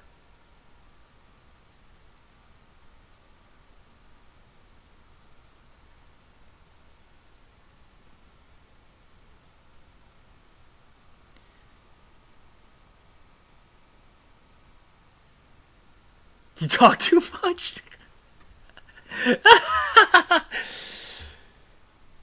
Bree speaking some Japanese right now. We have to expect that. Especially, when he had a chance to play so much in the playoffs. Right. That's the hard part for a guy to all of a sudden take a back seat Right. after playing at this level in the postseason with his. Well, you know your shit. That's why you're talking a lot. Yeah, you got a taste of and then that. you got it ripped away. Well, and that's Ain't just nothing it, wrong but with he's gonna that. be Elsewhere. I think they may trade him by the deadline, or he'll be elsewhere next year making more money. You think they that's a can't smart keep move? everybody. Yes. Huh? You're right. They can't keep They can't everybody. keep everybody. He's going to be a restricted free agent. I would think so. I mean, Wanamaker Yeah. looks pretty good as well as the third string. I mean, he did pretty well last night. He had like what? Yeah, 4 I mean, minutes? Brad Wanamaker. Wanamaker I was just a don't think free you're throw gonna have merchant people- before the free throw I think merchant. Rozier, are you going to match what Rozier gets on the open market as a restricted free agent? And I know there's some compensation that goes to the Celtics, but You just I think need when a other stats teams look at guy. Terry Rozier and what he did last year, when he has the opportunity to play, they'll go for it. But my thing is this: it's like you don't want to get rid of your backups because Irving could get hurt again. Like he's not. I'm ready, coach. None of the team is fully healthy. You just saw Aaron Baines went down. Irving actually, coincidentally, ironically, last night had a shoulder issue at the end of Right. the game. So will he play tomorrow against the Bulls? Oh, we don't know. Will he get limited minutes because maybe his arm's going to hurt him during the game? We don't know. Yeah. So maybe Terry will get those minutes and will get that opportunity. Well, so you don't know. they should rest him against the Bulls. He doesn't need to play against He was the so Bulls. patient, though. Yeah. He told me. But just you know It what? should be an easy win. It should be. I say that, but Sure. the Celtics tend to play down to lower competition. They do. And it infuriates me. Oh, it's so 14 frustrating. and 10 right now? Come Yeah, on. yeah. Last year they were on a 16-2 run to start. Right. It's just you gotta really figure it out. And I think you see Brad changing his starting five and his rotations so much, trying to see who plays well with who. And you had Tice and Baines in with each other, and that was a really good matchup or a good rotation. But unfortunately, Baines, he was going too hard and he went down with an injury. But that's the type of effort that Brad likes to see. Sure. And that Right. things is that, he's definitely a Brad type of player. Oh, Yeah. definitely. So we'll see about Terry. We'll see about Hayward. I mean, I'm hoping that we get that 32-point per game guy that we got from the Jazz. We were looking for that. Yeah, I don't know if there's enough of basketballs on this team for the 32-point per game guy, but at least in the 20s or someone that is comfortable playing. And you could tell over the last 4 or 5 games that he's very comfortable playing. Before he just didn't look comfortable. Well, yeah, that was the thing. It's when you come back from an injury like that, where Right. so traumatic. Oh, brutal. It's more a mental thing to come back A lot of from. it is. Well, that's what it seems like, because when you watched Hayward play for the first 20 games we saw him play, he was so afraid. You could tell. He couldn't even make a layup. He was just afraid to Yeah. put any weight on that foot. Honestly, It's just, you had me fooled. I thought this was an actual segment. I didn't know this was a demo. No cap. Like, that's how good this segment was. Like, you had me fooled. I thought this was an actual segment. Like, that's how good you were on this one. Now I think, like you said, that game in Minnesota really boosted his confidence. You see him, no hesitation, shooting the three, and that's what you want to see from him. So I hope that confidence boost can stay consistent. That's the key here, consistency. They just need to find it. They need to Faith, find chemistry. They need to stay consistency, consistent. hard And we work hope that they get pays that off. Tomorrow at 8 o'clock in Chicago, we will have all the pregame, halftime, and postgame live with Kyle and Scal, and early edition with Kyle, later holy tomorrow. Stay tuned, Jesus, we'll be dude. back Kyle right Draper, after dude. this. What a legend. Nah, that was a W. That was a W.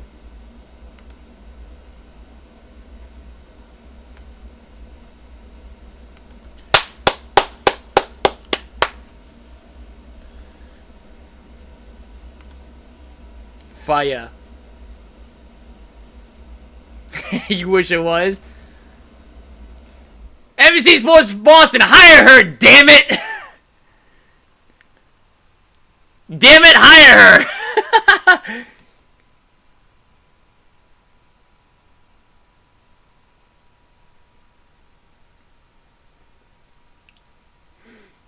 An updated version? That would be sick.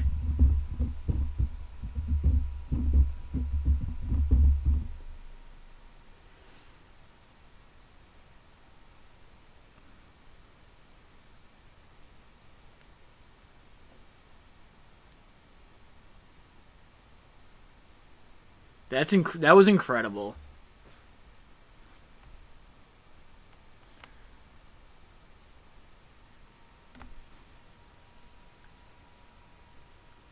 You should. You should post these as throwbacks.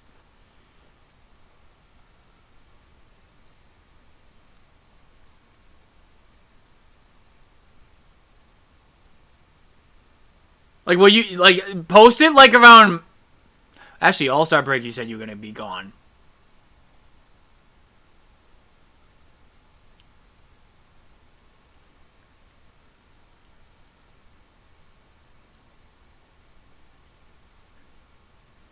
A highlight clip for me of a shorter version. Oh, you mean like... What do you mean, like, cut it down?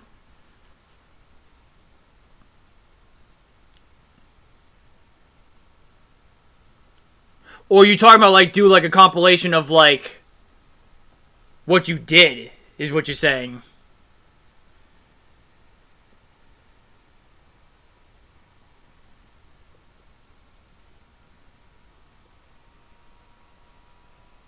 Editing master? Me? No. No way.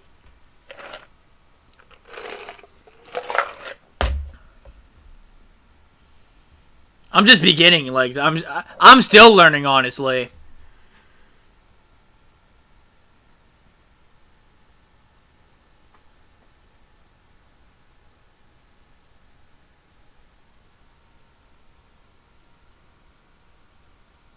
Off season, yeah, no, that's definitely the best time to do. That's a better call. That's definitely a better call. The off season.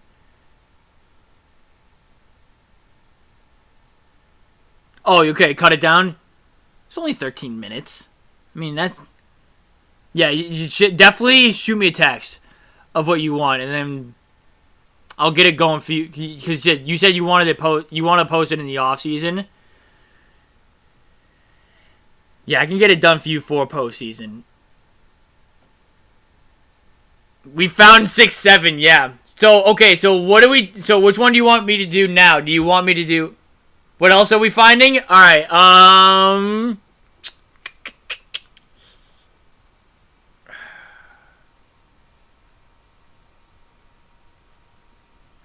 Huh. Is this the first? This is... Hold up. Time out.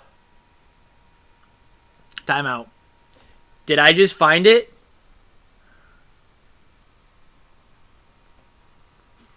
Yeah, just found it. I think I just found the first ever recap. I think I just found the first ever recap.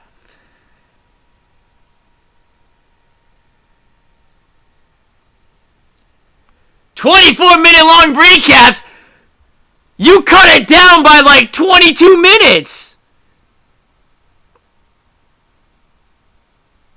Now they're going into shorts. Bree. We got 23 minutes, 15 seconds, 14 minutes. Dude, where are these recaps? I mean, you obviously can't do them at the Garden, because they'll get your ass thrown out of there, but like...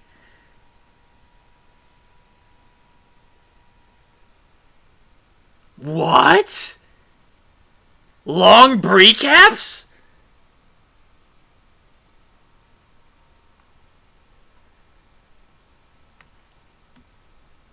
Should we react to the long recap or do one of these ones up here? Should we react to the first ever recap, or should we react to one of these clips?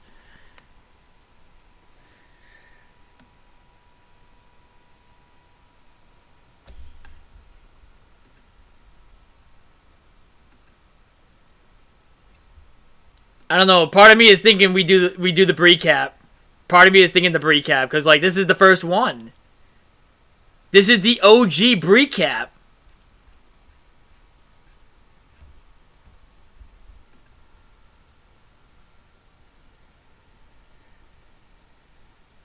My first ever were on Facebook Lives.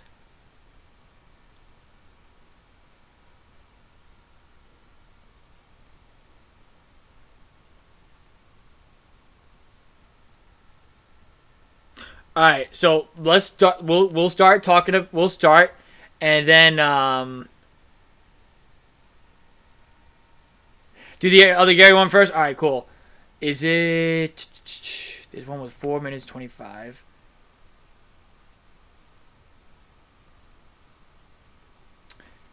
It's got to be this one, right? Right. Hold on. Let me just check this real. I just want to check this real quick. Make sure this one. Oh my god, did we find the shorter version? Oh, you did do a compilation. Oh no shit. You did do like a small compilation. Jesus Christ. All right, we'll do the other Gary one now.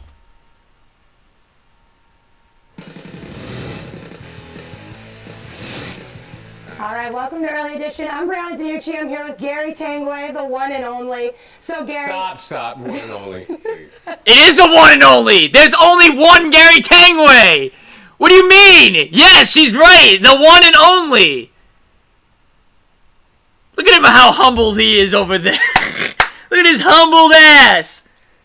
Boy, no, you are the one and only Gary Tanguay. What do you mean? What do you mean, dude? Yes, no, that was facts. The one and... Yo, stop. Like, yes, dude. Yes, the one and only. What? She's 100% right. All right, welcome to Early Edition. I'm Brianna Danucci. I'm here with Gary Tanguay, the one and only. So, Gary. Stop, one and only, please. He's humble. Gary, He's modest. This is my favorite time of the year. Do you want to know why? Why's that? We got the Bruins, Yeah. Celtics, Red Sox, and we have my Celtics playing You are a all at the Celtics freak, same aren't time. you? Yeah, you know. Why are you a Celtics freak? What happened? I don't know. Listen. Gary. Wait a minute. Time out. You thought she was a Celtics freak then? Go watch her now. And then come back with an opinion on this. But we love it, though. We love to see it. Just saying. I'm just saying, though. We love to see it. But she's definitely more of a Celtics freak now than she was back in the day, if I had to guess. Why's that? We got the Bruins, Yeah. Celtics, Red Sox, and we have my Celtics playing You are a all at the Celtics freak, same aren't time. you? Yeah, you know. Why are you a Celtics freak? What happened? I don't know. They just charmed me. It was the luck of the Irish. You know what I mean? Do you remember your first Celtics player growing up? Your first, like when you were... Paul Pierce. I mean, yeah, I am young, so. I Paul know, Pierce was it my wasn't guy. Heinsohn, but okay, Pierce. It wasn't Heinsohn. It wasn't I do admire his commentating. But anyway, Sure. Wait. it was the luck of Celtics. My favorite time of the year. Do you want to know why? Why's that? We got the Bruins, Yeah. Celtics, Red Sox, and we have my Celtics playing. Oh, yeah. Yeah, you know. Why are you a Celtics freak? What happened? I don't know. They just charmed Yeah. me. It was the luck of the Irish. You know what I mean? Do you remember your first Celtics player growing up? Your first, like when you were... Paul Pierce. I mean, yeah, I am young, so. So that I think that's why he said Celtics freak, is because you said Celtics twice in It there. wasn't Heinsohn, but okay. That was a good catch. I do admire his. That was a good catch. But anyway, Sure.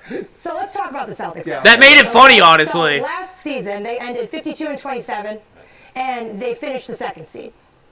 And they went all the way to the Eastern Conference Finals without Kyrie Irving and without Gordon Hayward. Actually, lost Gordon Hayward 3 minutes into the opening game against the Cleveland Cavaliers. Right. I mean, we don't want to talk about it, but that's what happened. That is what happened. And so now going forward, they started the preseason 1-3 with Hayward and with Irving. You did say Red Are Sox. we worried about this? Are you serious? Are you really serious? You don't mean this. I Look don't at mean you. it. I can I tell don't by mean that it. question. I don't you mean it, don't but- believe this. Preseason 1-3 with Hayward and with Irving. Right.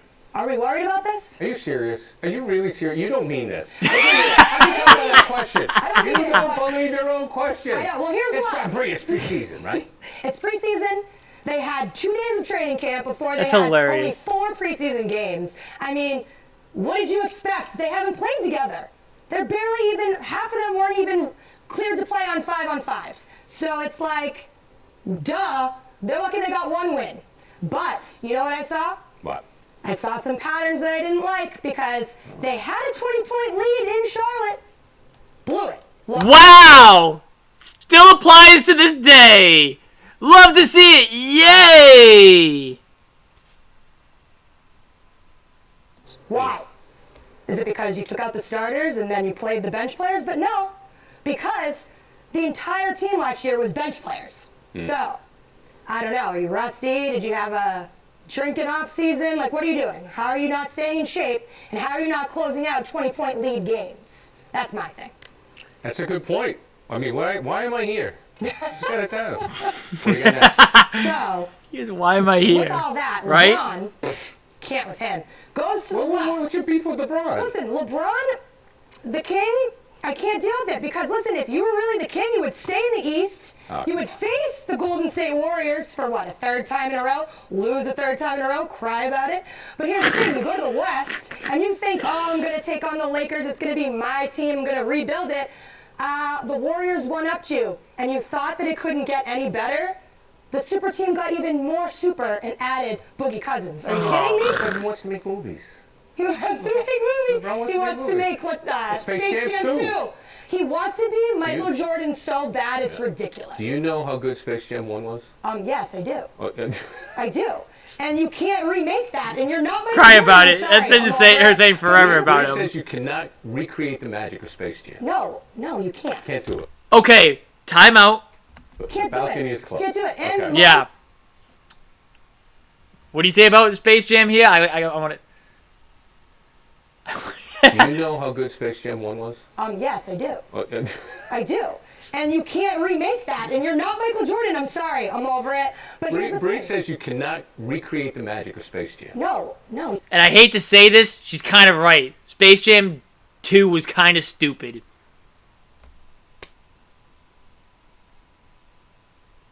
You know what's funny? I saw a post, I forget what post it was, but they did the stat line of Michael Jordan in Space Jam 1, and they did the stat line for Space Jam 2 for LeBron. And I think LeBron, I forget what the number was, but I know it was like single-digit points or something stupid like that. He legit got carried in Space Jam 2!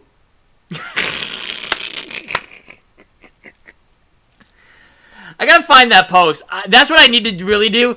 I gotta take off this charger from my phone real quick and charge this computer so I don't lose the chat or whatever. But that's what I need to find. That's what I need to find. I need to find that post where it showed the stats of Michael Jordan in Space Jam 1, and then find the stats of LeBron from Space Jam 2. But yeah, I watched Space Jam 2. I was not really that big of a fan of it. It was alright. It was. The plot was dumb. It was stupid, honestly.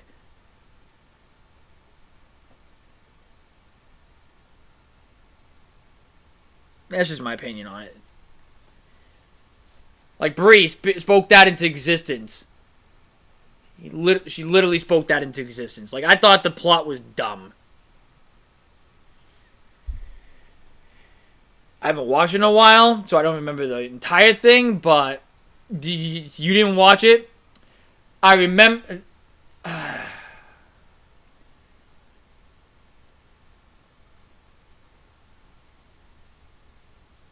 What was it? I won't spoil it for you guys. But if you want to, Bree, if you want a good laugh of how dumb it is, watch it. You can't. Can't do it. Can't the do balcony it. is closed. Can't do it. And Okay. Monstars is the Warriors, so they don't even need monsters. They can just have the Warriors be that team. But anyways, Okay. So who's the biggest competition now in the East? That's my question to you. Oh, themselves.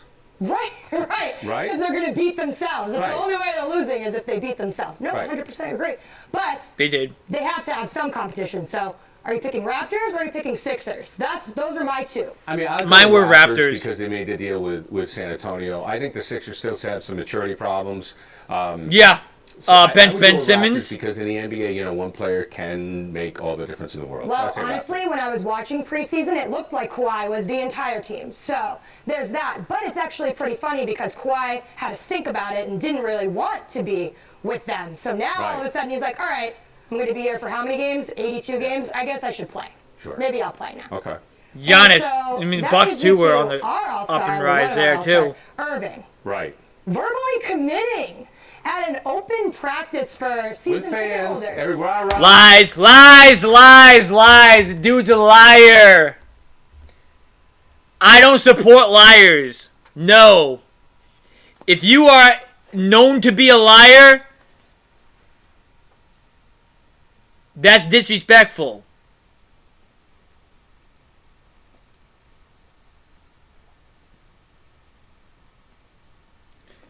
One of my biggest green flags is being honest and telling the truth. So,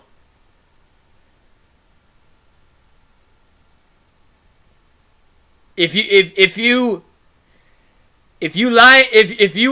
you are straight up lying, you're done. That's it. You don't know how bad right now. I was just explaining that and a name popped up in my head and you don't know how bad, you don't know how close I was right there to just blurt out the name. MS. Okay, I did the initials.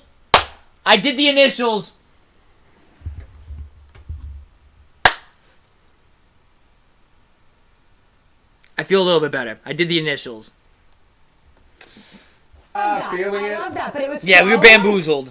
impromptu, and I'm just wondering what made him do that now, and was it smart? Because listen, it is a business, and Right. if you want to get that paycheck with a lot of zeros in it, you want to hold out and just kind of be like, I know my worth, so I'm kind of wondering why he kind of reassured the Celtics fans so early in the season. I think that there's a verbal commitment, anyways, from the Celtics. I think that they've said, "Look, we're gonna give you the max if you stay healthy." I mean, he has to stay healthy. Understands that. I love that Steph And that's understood why I think the he did. initials. But I also believe that. I mean, don't you think that Kyrie Irving would have no problem changing his mind?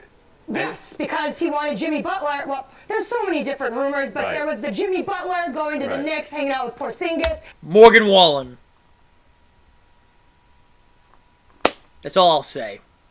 But talk about Jimmy Butler. Oh, yeah. my God, train wreck. I don't even know what's going on with him or that whole organization. But you can't win without me. That's all right. Sure. All right. Well, you're a no-name. Now, if you know, you meaningless know. team. You're not even going to make playoffs. So whatever, Jimmy. But my thing is, does he do that? Is that enticing enough to go play with Jimmy Butler? Yeah. No, you in don't New believe York, that. which is closer to Yeah, his home, but like I don't- Boston, New York, what's the difference? Yeah, I mean, you live I, in New Jersey. I don't believe it. I mean, he could take a private helicopter and live in New York. 100%. I don't buy it. I think he's going to stay here. I hope I he mean, if does. he's healthy, I think he's Yeah. going to stay. I hope he does. But let's talk about the Red Sox. Sure. Because I am so impressed with this team. And honestly, Alex Cora, are you kidding me? A rookie manager getting 108 wins. The last time they got over 100 wins was in 1946. I'm sure none of our viewers will remember that. But it's like Right. exceeded expectations. Absolutely. No one thought Right, he no would one even scratch that surface. Right. So that's pretty unbelievable. But when I was listening to post games of pitchers talking, and even some players, didn't need to be just pitchers, but they were praising Alex Cora and they were saying that he's not so far removed from the player Sure. aspect. And he was saying that they were saying that he's so relatable and he's Right. so real and he's upfront and he just has really good communication with them. And it is because he was a former Red Sox. He knows this ball club. It's not like a foreign language to him. He knows it. And it's so great that he was able to connect with his players and get 108 wins. Like, that's Yeah. historic. Well, I think that you're right. I think it's all about his persona. Because let's face it, it's baseball. You know, Yeah, managers. How many games do they win? How many games do they lose? And if they do lose a game because they bring in the wrong pitcher, it gets magnified. It all comes down to keeping the clubhouse happy, Right. and content, and keeping the chemistry. And he's done a great job. Well, speaking of pitching, Yes. or lack thereof, that's what I'm worried about. And it's crazy that they did get 108 wins with all of the pitching problems. And I'm going to call it pitching problems. Are you bitching about the pitching? I am. Oh, shit! Problems. Yes. So my thing is this: you had Sale, who was, not healthy, and then you had Price, who was not healthy and Mentally didn't healthy. want to give up Fortnite and wanted to right. have carpal tunnel and whatever. And it's like there's no relief help. Right. No relief help, and if it is, it's not consistent. So you can't really trust them. So that's why genius Alex Cora that he is, he's having starters be relievers, Right. because the relievers can't relieve the games. Right. I mean, And that's insane, but it's smart. The relievers legit turned up, though, at the right time. Like, yeah, the relievers that year were a problem. Like, Craig Kimbrell was not consistent. Joe Kelly, not consistent. Matt Barnes, not consistent. Don't get me started with Heath Harambe either. Don't get me started with him. That was... every time I saw him walk onto the field from the bullpen, I said, great. Here we go. We're throwing this game away. That's just great. And then...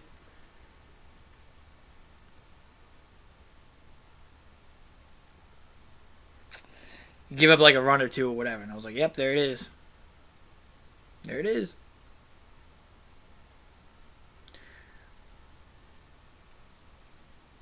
Ryan Brazier, I think, was one of the only consistent relievers that year.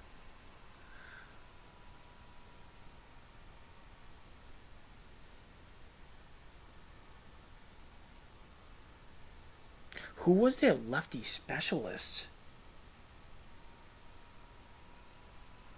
Oh, it might have been Drew Pomerantz. Or was he their number 4 pitcher?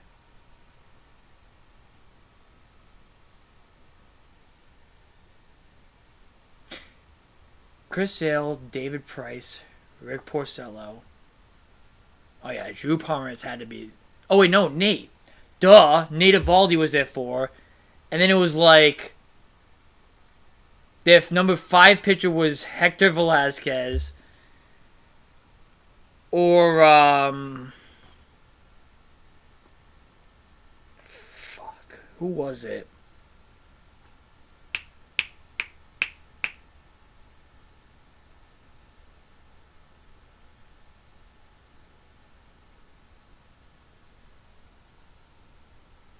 I'm about to damn near go look up the 2018 roster.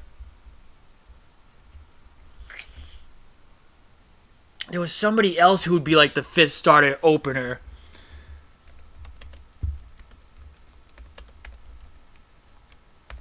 Yeah, Brazier was really good on that team. He was really good on that team.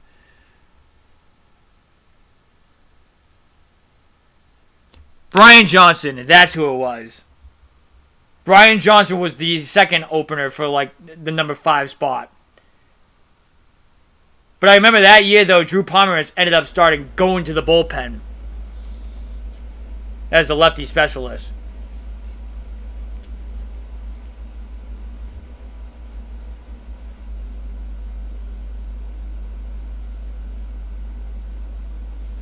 Yeah, because he had a 6.08 ERA on the year.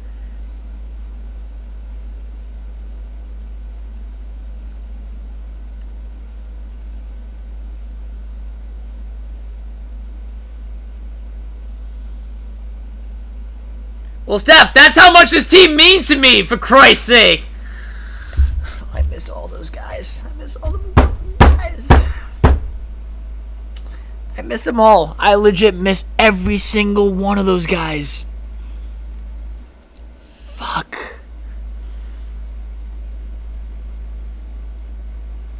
Damn. Funny, too, Hector Velasquez knew one of my friends who was a season ticket holder. Smart. smart. And he's pulling all the right strings. He's making all the But right it's moves. kind of like one of those things where it's like last resort a little bit. Oh, it's desperation. Desperation. Oh, of course it is. Because they wanted to have Stephen Wright on the roster for the post game. Right. Oh, you know who was a good lefty specialist out of the pen? Oh, Robbie Scott had his moments too. He threw like a good 95 out of the pen, something like that, but he had like a good slider and shit like that. He had good off speed. He had his moments. So he was out. And so because of that, he had to take Heath Hembry, who in his last 2 starts, or whatever, relief appearances, he gave up a grand slam and then gave up a home run. So wasn't doing it. Stephen Wright too, yes. Last resort, you Knuckle had baller. to take him because you needed 11 pitchers in the post. Aren't you surprised how healthy Sale is? I am so happy about Sale. So surprised. But you know what? That just goes to the pitching staff, to the training staff, how healthy he was able to get back. Or was he even hurt? Oh, he was even scandal? That's What kind do you I think? don't know. Tell me, was there a scandal? Do you think he was hurt? Or they lied? Or you to think us? you think he just wanted to come Milked in it. and like fly in and Mind save games. everybody in the Or post? just, I think Mind they were worried games. about wearing him out, and they were saving him. Saving him. Yeah, you know what? Maybe. But you know, he's been saying he'll pitch 150 pitches if that's what it takes. And you know what? We're probably going to need it. But the thing is, that's kind of shocking to me is that Cora is starting Price for game 2 over Evaldi.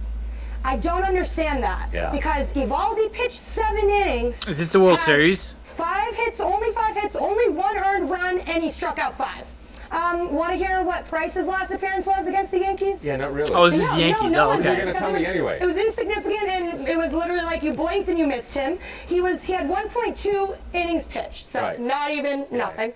3 hits, 3 earned runs, and 2 walks. What are you doing? Just take a seat. So you wouldn't pitch him against Absolutely Houston at all? not. No. Maybe I take him out of the bullpen for like an inning, because Yeah. clearly he can't even pitch more than 2 innings. Yeah. But that's about it. Hey, I know don't about the disrespect route my and goat. route issues. I don't really know.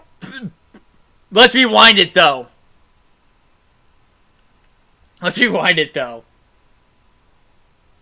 He pitched so good in that postseason, except for that one game against the Yankees. And in the World Series, he was tough as nails. He was tough. Nobody could get a hit off of him. He could have easily been World Series MVP. Hands fucking down, he could have been World Series MVP. A lot of people say that contract did not work out for the Red Sox. I beg to differ. On that. Yeah, towards the end of the contract, it wasn't great because, like, was he injured that last year before he got traded with Betts? I believe he was. Let me go take a look.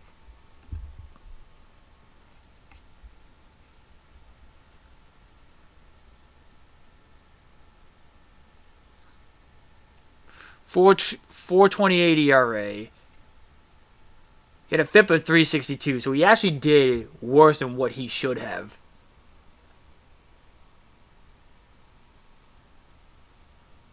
So he just got unlucky. How many strikeouts did he have? 128. So the strikeouts were down. Started 22 games.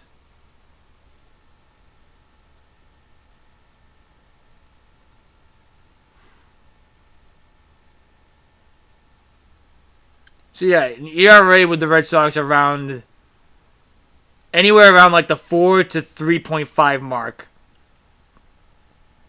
in 4 years here. That's not terrible. That really isn't terrible.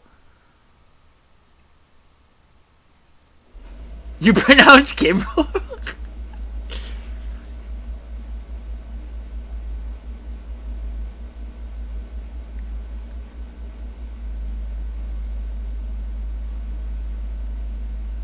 Right, like that is an insane experience. Like, not a lot of people get to say they get to do something like this.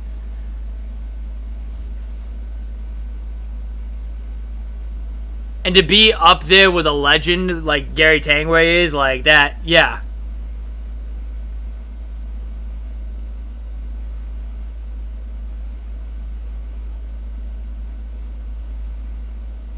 It was really good. Like, again, you had me fooled. I thought these were actually live. Seriously, I thought these were actually live. Because, again, I remember I showed my mother one of these, I believe. I think it was the last one, honestly. Actually, no, it was this one. It was this one, because I remember you talked about David Price. And she was like, she's pretty damn good at this.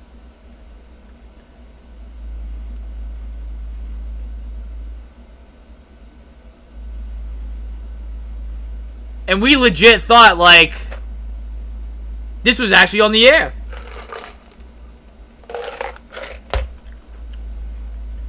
So you had us fooled. Well, yeah, you get what I'm saying. On air. Whoa, my bad. If Sale and Evaldi can just take the rest of the game and maybe a hint of Porcello here and there, that would be great for me. I'm fine with that for the next. Hopefully we sweep and they just need 4 games and that's it. But I don't know. That's wishful thinking. It is. I'm just, But I hear you on Evaldi. I don't think it's crazy to start Evaldi game 2. Why wouldn't you? Yeah. That's just kind of how I feel about his decision about Holtz, but that's for another time. Okay. That's for another time. Thank you for joining me tonight. Thank you for having me. We'll be back with Early Edition after this. Is this where that W's in the chat?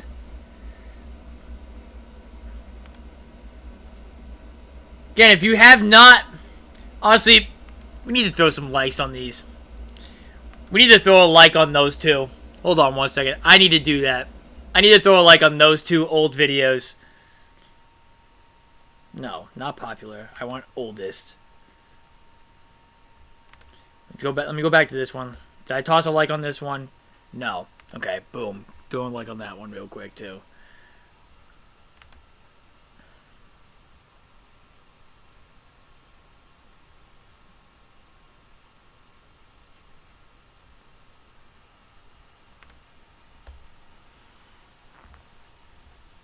I don't think Bree expected us to do an old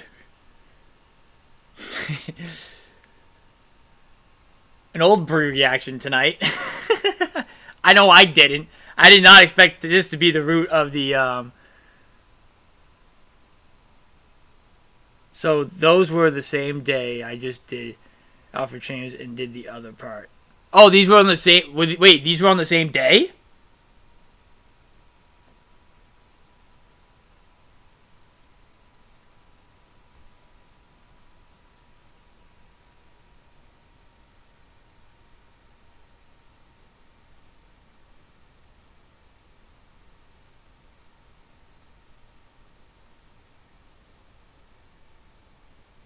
Wait, how? This one you talked about Evaldi's extension.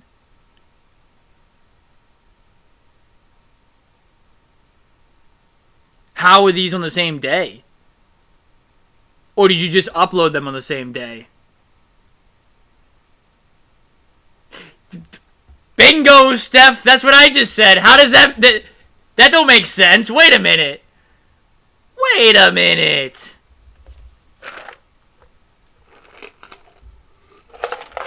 Well, I know we watched it backwards regardless, but like... Yeah, come on now. Wait a minute.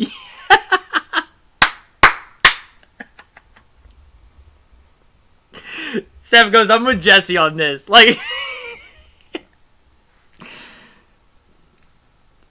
Yeah, you 100% lied. Kyrie! I'm just playing. Kyrie, Larry Irvin. I'm just playing, obviously.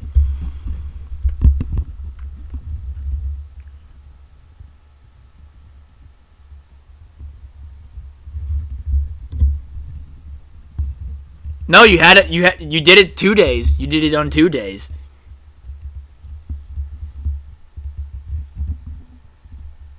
I was gonna say, wait a minute. Same day. That don't make any sense. Maybe you just uploaded them on the same day?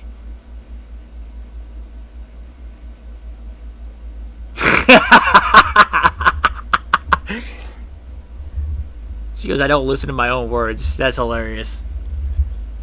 Yeah, sometimes I don't either. Yeah, there's no way they were the same day. There's no way. Zero shot at that. She goes, I'm drunk. Bye. I have a drink in here. Well, I did finish a drink, but like.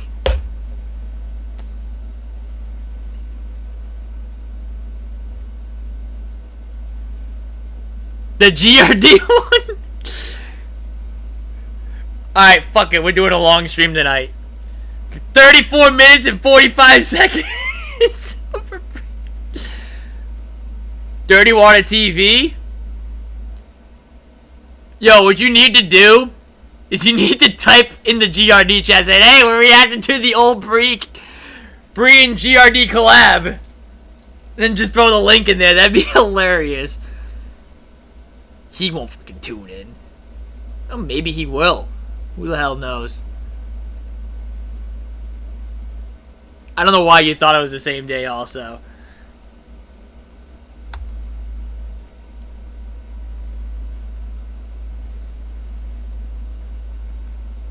I don't know why I thought it was the same day. I'm dumb. Moving on. Yeah, we're moving on. Yeah, we're moving on to the next one.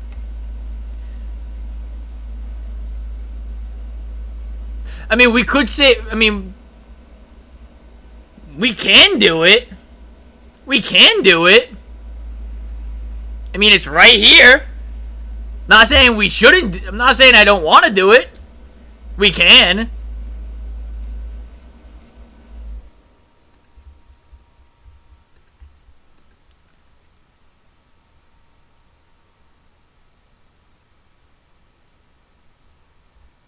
If he, yeah, he's asleep, he loses, whatever.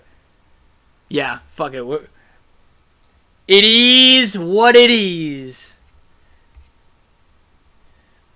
Just gonna be a late stream for me. No big deal. No big deal.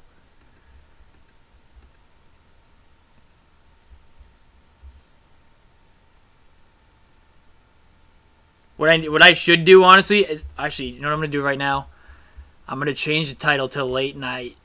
I'm gonna change the title late night chat vibes.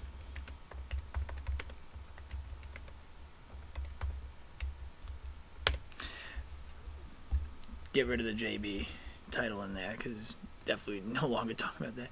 Yeah, there is so much footage. Yeah, definitely not gonna be able to go through every single one of these tonight, but like we did a couple of them. We'll do this one as well. It's crazy. Welcome to Boston Banner Band. I'm Brianna Danucci. I'm here with KJ Green, aka Green Runs Deep. He has a huge following on Instagram. He's known for his passion for the Celtics. Wait, did you drop the government name? Oh wait, no, you didn't. You said KJ Green. Bro.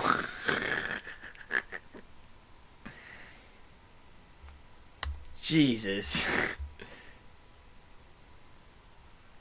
He really went with KJ Green for this interview? Lord. That's crazy work.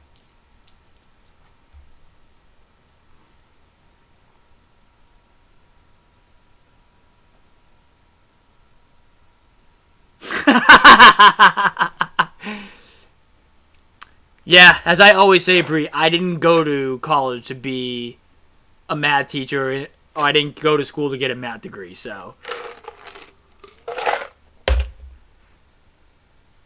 Yeah, with no facial hair, yeah. Welcome to Boston Banner Band. He's got a little bit, actually. I'm here with KJ Green, aka Green Runs Deep. He has a huge following on Instagram. He's known for his passion for the Celtics, as well as trolling. And one of my favorite memories of what you have done, my friend, is you did a little thing called... Well, yeah, I mean, makes sense. Ownership from the Warriors to the Celtics, and that's simply because the Celtics have a winning record in Oracle, 3-1 to be exact, and that was by far my favorite thing. Right, like... Your full government name is first, middle, last.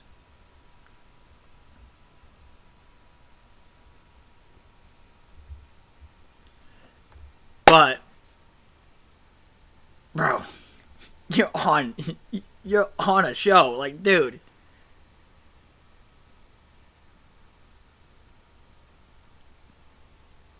It's a simple Google search.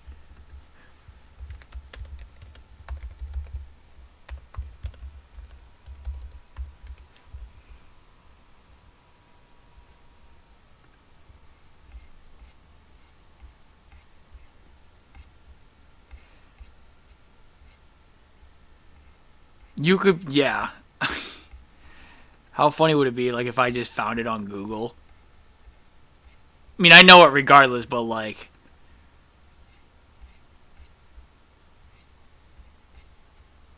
You can easily find it.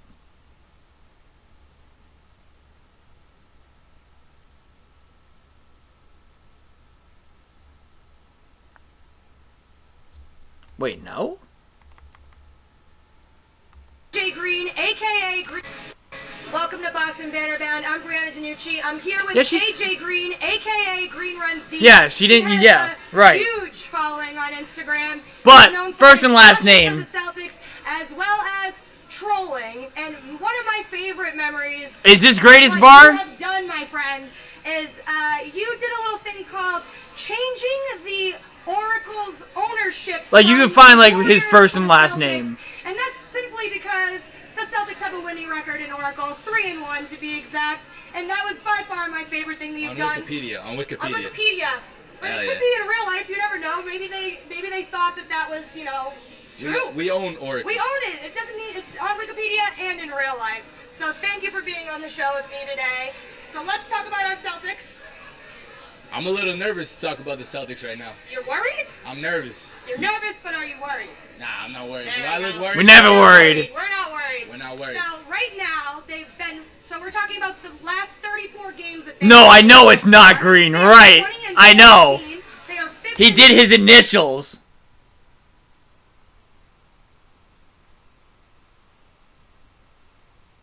Yeah. Is it Greek? Eastern Conference. Never They're knew behind the that, Raptors, honestly. who are at the 1 seed. Pacers, Bucks, and Sixers. Or sorry, Bucks, Pacers, Sixers, and they are 5 games back from the 1 seed. And you know what? I was a little worried because they started off their preseason 1-3. The @ to has only never playing changed. 2 training camp days. So maybe they're just not comfortable yet. I mean, it's only 34 games in, right?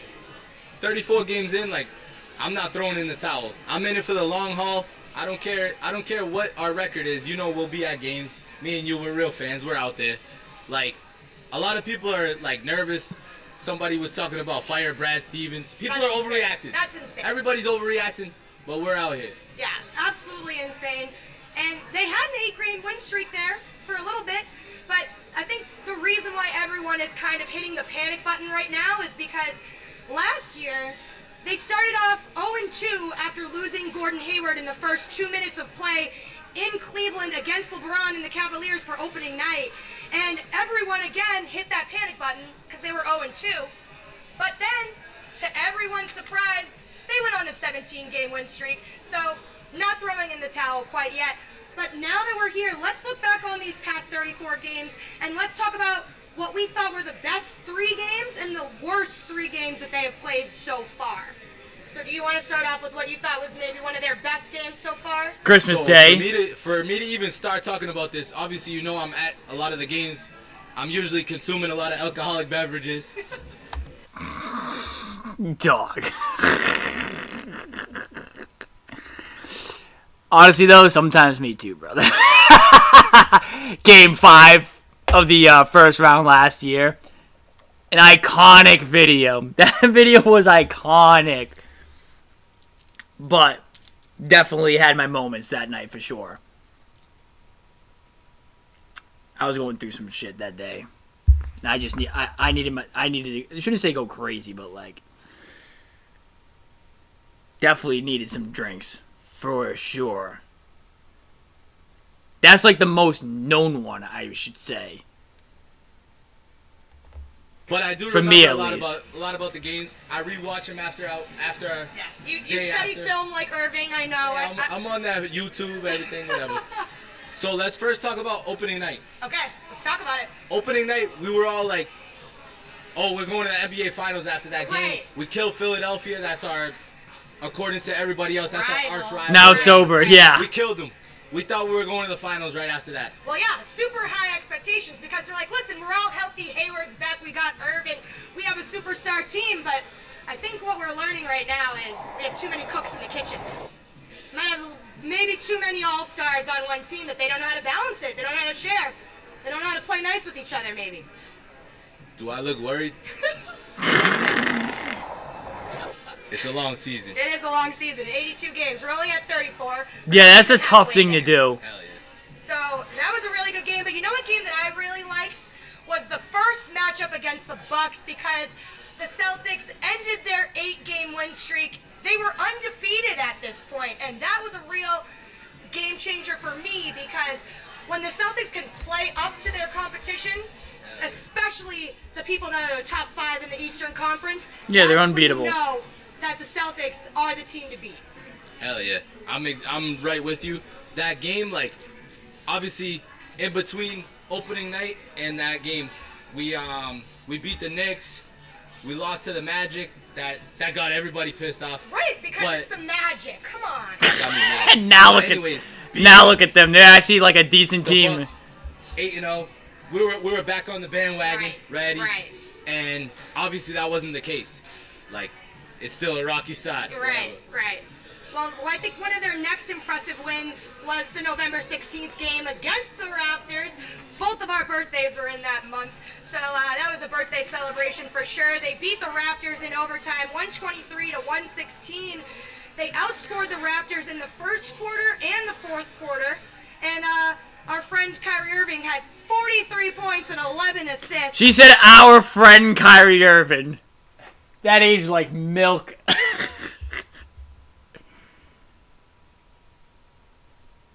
Yeah, nothing's changed. Like, that's something that, like, I'm noticing. Is the person... Honestly, which we love to see. We love to see that the personality just doesn't change and the vibes just don't change. Love to see it. Never change, Bree. Fuck the haters. You obviously know that. Tatum had 21 points. This game, Hayward actually started and he got 15 points. Kawhi had 31 points and 15 rebounds. Serge Ibaka had 21 points. Holy shit. There are times where I think about having number 11 in the rafters. Hopefully one day that's the dream.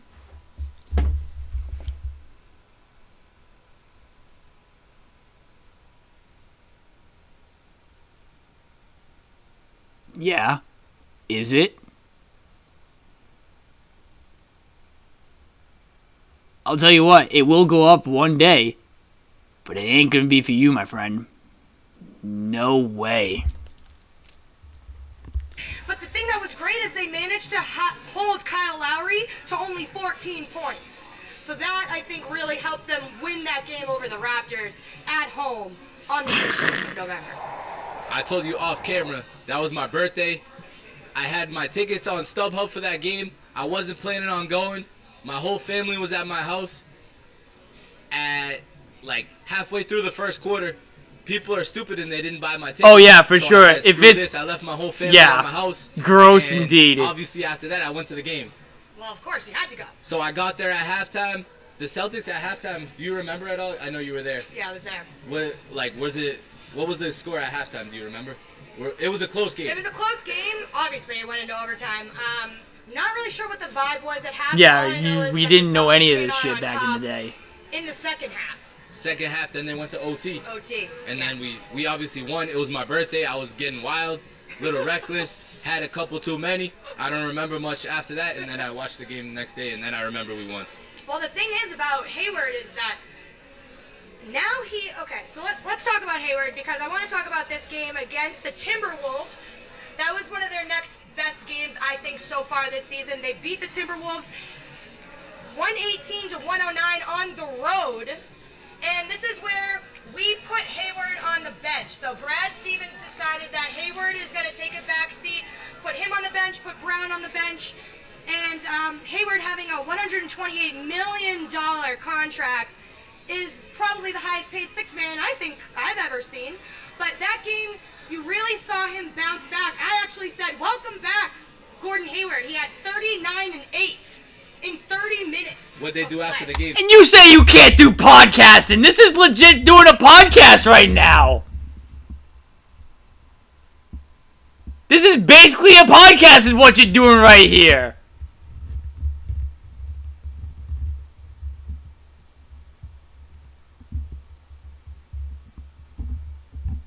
Honestly, we need Bree back on the TV. Well, we need her on the TV. I gotta rephrase that because I gotta keep thinking to myself, there were only demos. There were only demos. Oh yeah, and then they celebrated accordingly. They dumped that Gatorade right on his head, and it was well deserved because welcome back. I mean, 30 minutes. Now let me just throw some stats at you about that. He is the first Celtic ever to get 39 and 8 off the bench. He's the first NBA player to do that since 1993. And he is the third NBA player in history. Come on, you had to know that one was coming. Minutes of play. A little bit, just a tad bit. Like, you know me, I love Hayward. Like, I'm not gonna dig his grave. At that game, I don't know how to word this without swearing. I was hyped. I was on cloud 9. Hayward scored 30. Everything's gonna be all right. Has it been all right though? No, it hasn't. And here's the thing. Brad said after this game, he said the starting lineup will never be set. It'll never be set. So there's some games I should be out there. I could play some D. Exactly. I could throw some bodies. Pause. Like, Hey, yo, wait a minute. Pause. Yo. It'll never be set. So there's some games I should be out there. I could play some D. Exactly. Pause. Hey, yo. Crazy. Yo, everybody's in here tonight. What up, Rico? Everybody tuning into this one here. And it's 1:50 in the morning. 6 people in the stream right now watching it. You guys are the real ones. 1,000%. You guys are the real ones that are still in this stream right now watching.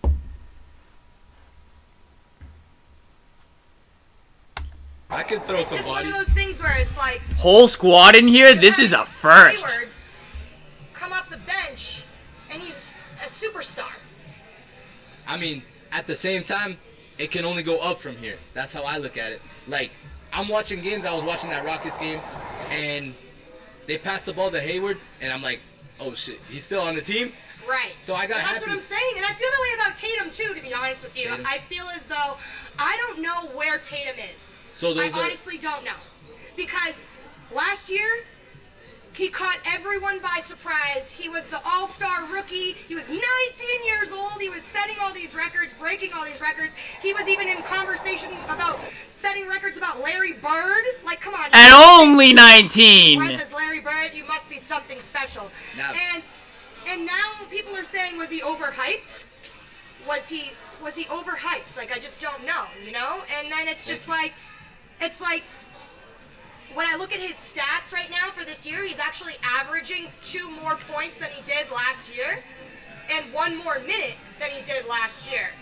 But Irving's back. Hayward's back. People that are taking away from him touching the ball. Steph, you know where Ben is right now. You know where he is right now. I didn't mean to expose him like that. How we feeling about the new 19, Hugo? So, I don't know who said it first. Bree actually might have been the first one to say it. He's not even 20. That's the way to say it for Hugo. But, he's been looking really good so far.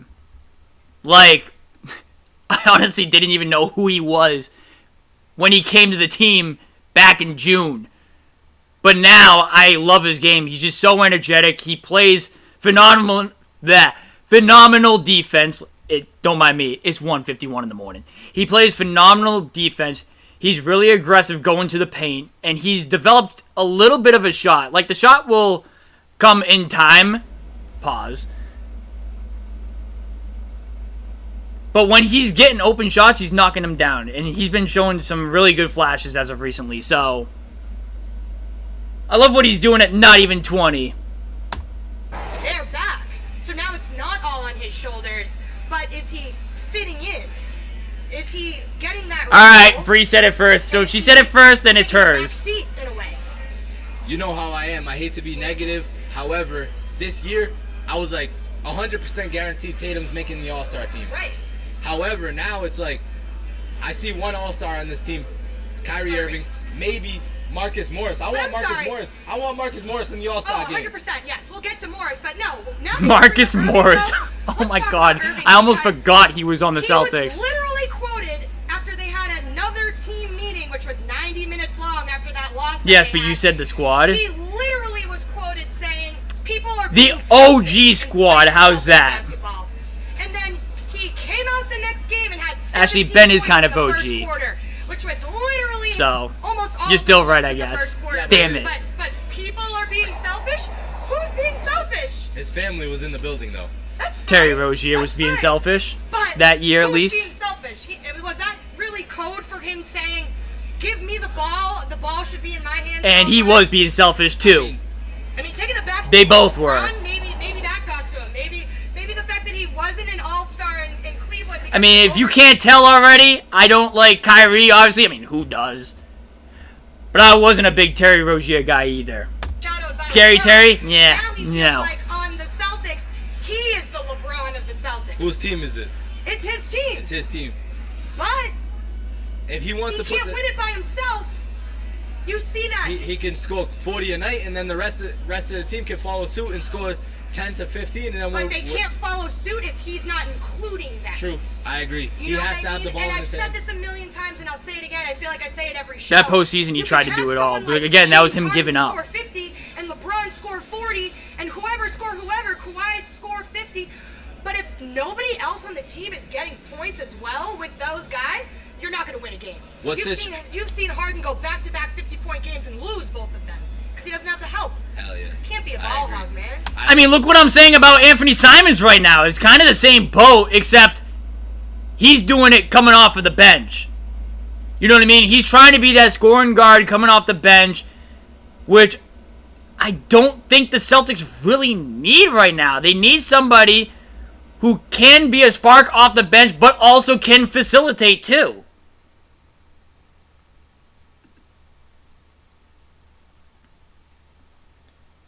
They just don't need a scoring guard on the team. Like, to pass Bree's point right here, what she's talking about with Kyrie is like, yeah, you can score all these points and everything else like that, but if you're not facilitating and getting your teammates involved too, it comes a matter of time where they're just going to start doubling you, and then you're going to have to pass it off, and then next thing you know, your teammates haven't shot a ball once, and then they're cold. Or shot in a while, I should say.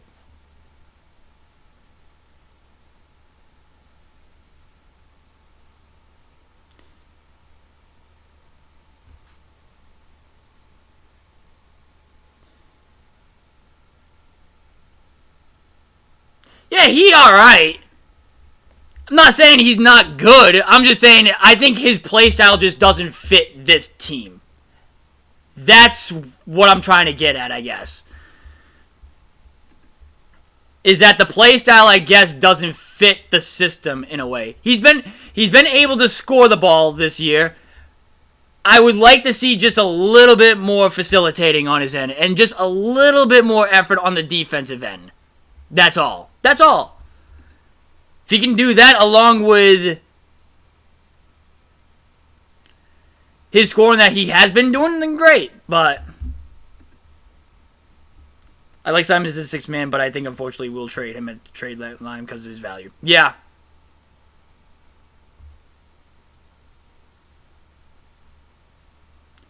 Yeah, long term, he definitely don't make sense. Like, I thought he was going to get traded before the season even began, honestly.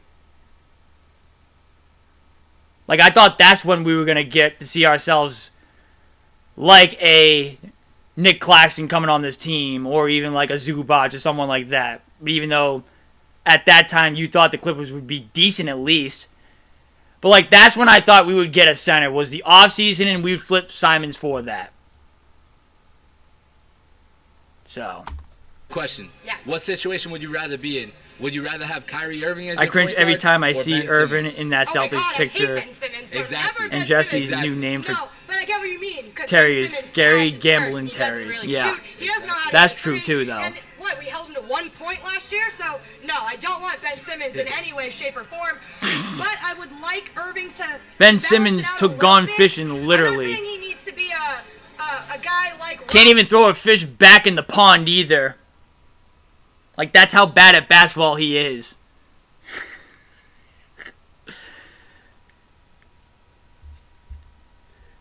There's a clip going around right now of him fishing from the bubble at Disney World. He was fishing on Seven Seas Lagoon. Is it Seven Seas Lagoon, I believe? I forget what it's called off the top of my head, but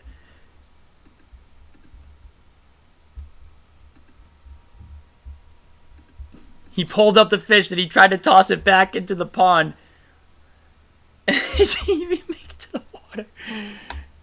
who's trying to get triple doubles every night. I'm not saying that, but I am saying he needs to include his other teammates. He needs to let them shine. He needs to let Tatum have that spotlight a little bit back, because you saw how well they did in the postseason Right. without the help of Hayward, Right. without Irving being there consistently. So that's just my thing. They need to find that balance and that consistency if they want to make it in the playoffs. I have a question for you. Yes. Say, I don't like to even talk about injuries, Yes. but eliminate Kyrie from this team tomorrow. Is this team still a playoff team? Yes. Yes. Yeah, we are. Yes. Are we better off without Kyrie? Because a lot of people think we Yeah, are. everyone's saying to trade him, right? Everyone is saying Not that. even trade, but like they're just saying Better off this without team him. is better off without Kyrie. Yeah. I don't think they're better off without him, but I think that, like I just Oh, said, yeah, that's right. It is his it's return to sharing Portland. I all didn't even of think the about that glory either. because You're right. He has other all-stars. He can't just be the only all-star. And like what you said about Morris, Morris is doing phenomenal. Listen to these Hell stats yeah. for Morris. He is shooting 49%, almost 50% from the field, and he's shooting 47% from three-point range. Wait a minute. Bree knowing stats up the top of her head like that?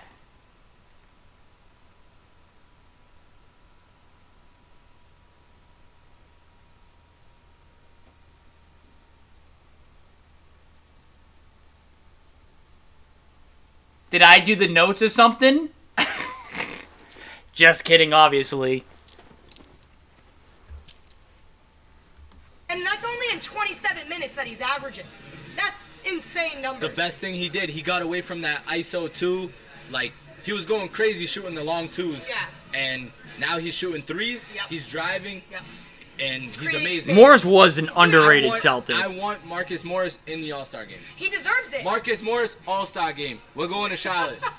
He deserves it, and it's funny because him and Marcus Smart, right? They had the whole BWA, bench with attitude, because, listen, both of those guys have phenomenal attitude. Phenomenal attitude.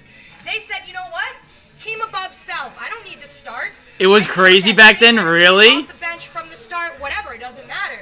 And I know for a fact, that if both of them were Really? on the bench tomorrow, Holy. be 100% the same player that they were if they started that game. How many pages is that? Is that like 3 pages?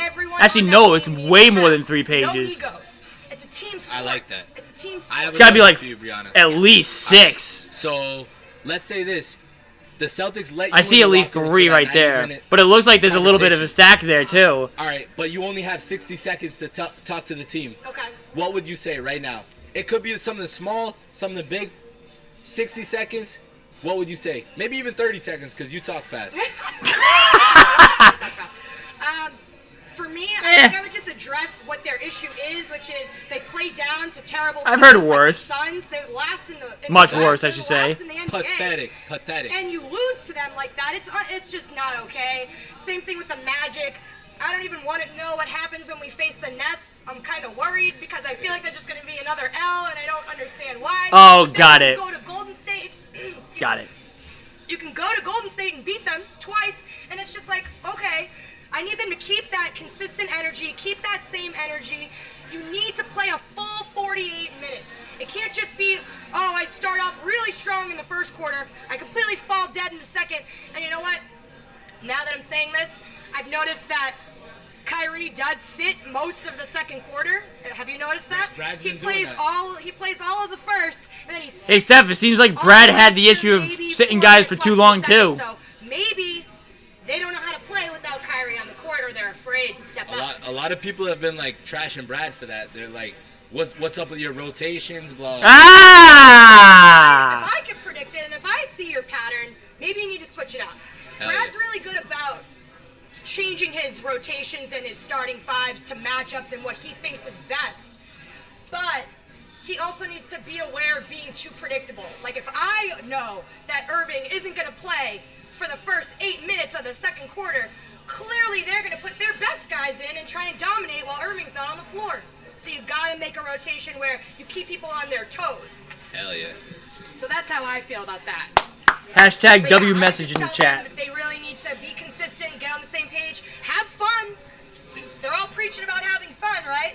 You have more fun when you're That would be winning. sick. So learn to play together, share the ball. If we have so many all-stars on a team, they need to learn how to cohesively get together and get those wins. Hell yeah. Start to I finish. agree. Start to finish, for sure. But if we want to talk about the L, do we even? I'm not actually. You know what? I don't even want to talk about it. Yo! Host me too? Bro. I'd be so down. Are you kidding me? Yes? Yes? That'd be sick.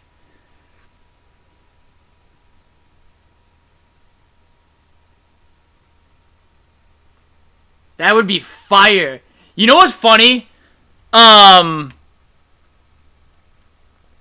think it was, oh my god, when were we talking about this? Me and Mike, who is my co-host on my podcast, I have to do a podcast soon. That's a side note. But I think it wasn't right after we did the first podcast with Bree. I don't even think it was the second one either, honestly. I think it was maybe a little bit after the second one. We were talking about maybe getting GRD on the pod. But it just never happened. We just never decided to go forward with that idea. But that would be, but yeah, a Bree and GRD segment for a little TBT to this, and then me as a host, that would be sick. That would be epic. That's a W idea. That is such a W idea. We don't have to I don't talk want to about talk about it. I don't want to talk about the Suns game because that was awful. Let's talk about. Yeah, the Suns were Day. poverty back in the day. It was They a good still are Christmas. kind of now, It was a good too. Christmas. You were in the building. I How, was in the building. like, we could get to the game, but describe the atmosphere. What was the atmosphere like? Christmas It Day? was holly jolly, awesome. No, it was great. Like, when you can feel the vibration of everyone cheering and Yeah. everyone yelling and Yeah, I was there everyone on too. their feet, Actually, that was game is on my channel. insane. That game is recorded on my channel. Words that actually got my whole section laughing. I really can't say it on air. But basically, I'll sum it up for you. When that whole issue with Smart at the end there with He got the Oh, he technical pushed foul. Simmons. you know, He pushed Ben Simmons. oh my gosh, Ben Simmons. Yes! Smart under the basket. Yeah, he pushed him. He pushed him. But he- Oh yes, the technical foul. Yes, I'm sorry. I don't know why. I was like, no, he didn't get a technical foul. They would never give Smart a technical foul. How do you feel about that play? I laughed so hard because Ben Simmons, I don't know if they showed it on TV, but Ben Simmons, like the little coward he is, ran to the Hell yeah. opposite side of the court in like 0.5 seconds. He ain't about that life. Made me say some things I can't say on air, but literally If you remember it, let me know what it was. He did run to the other side of the court. He was like, oh, nope. I don't want to be any part of any of that. Oh, he did cower it out. Acted all tough under the paint. He did run off after Smart pushed him. You're right.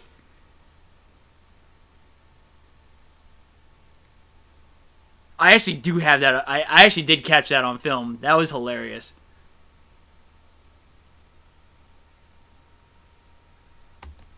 Really made the entire. I said it out loud. I was like, "Yeah, Ben Simmons, you're a little for running away from Smart." And my whole That's section that I hilarious. was sitting with was dying laughing.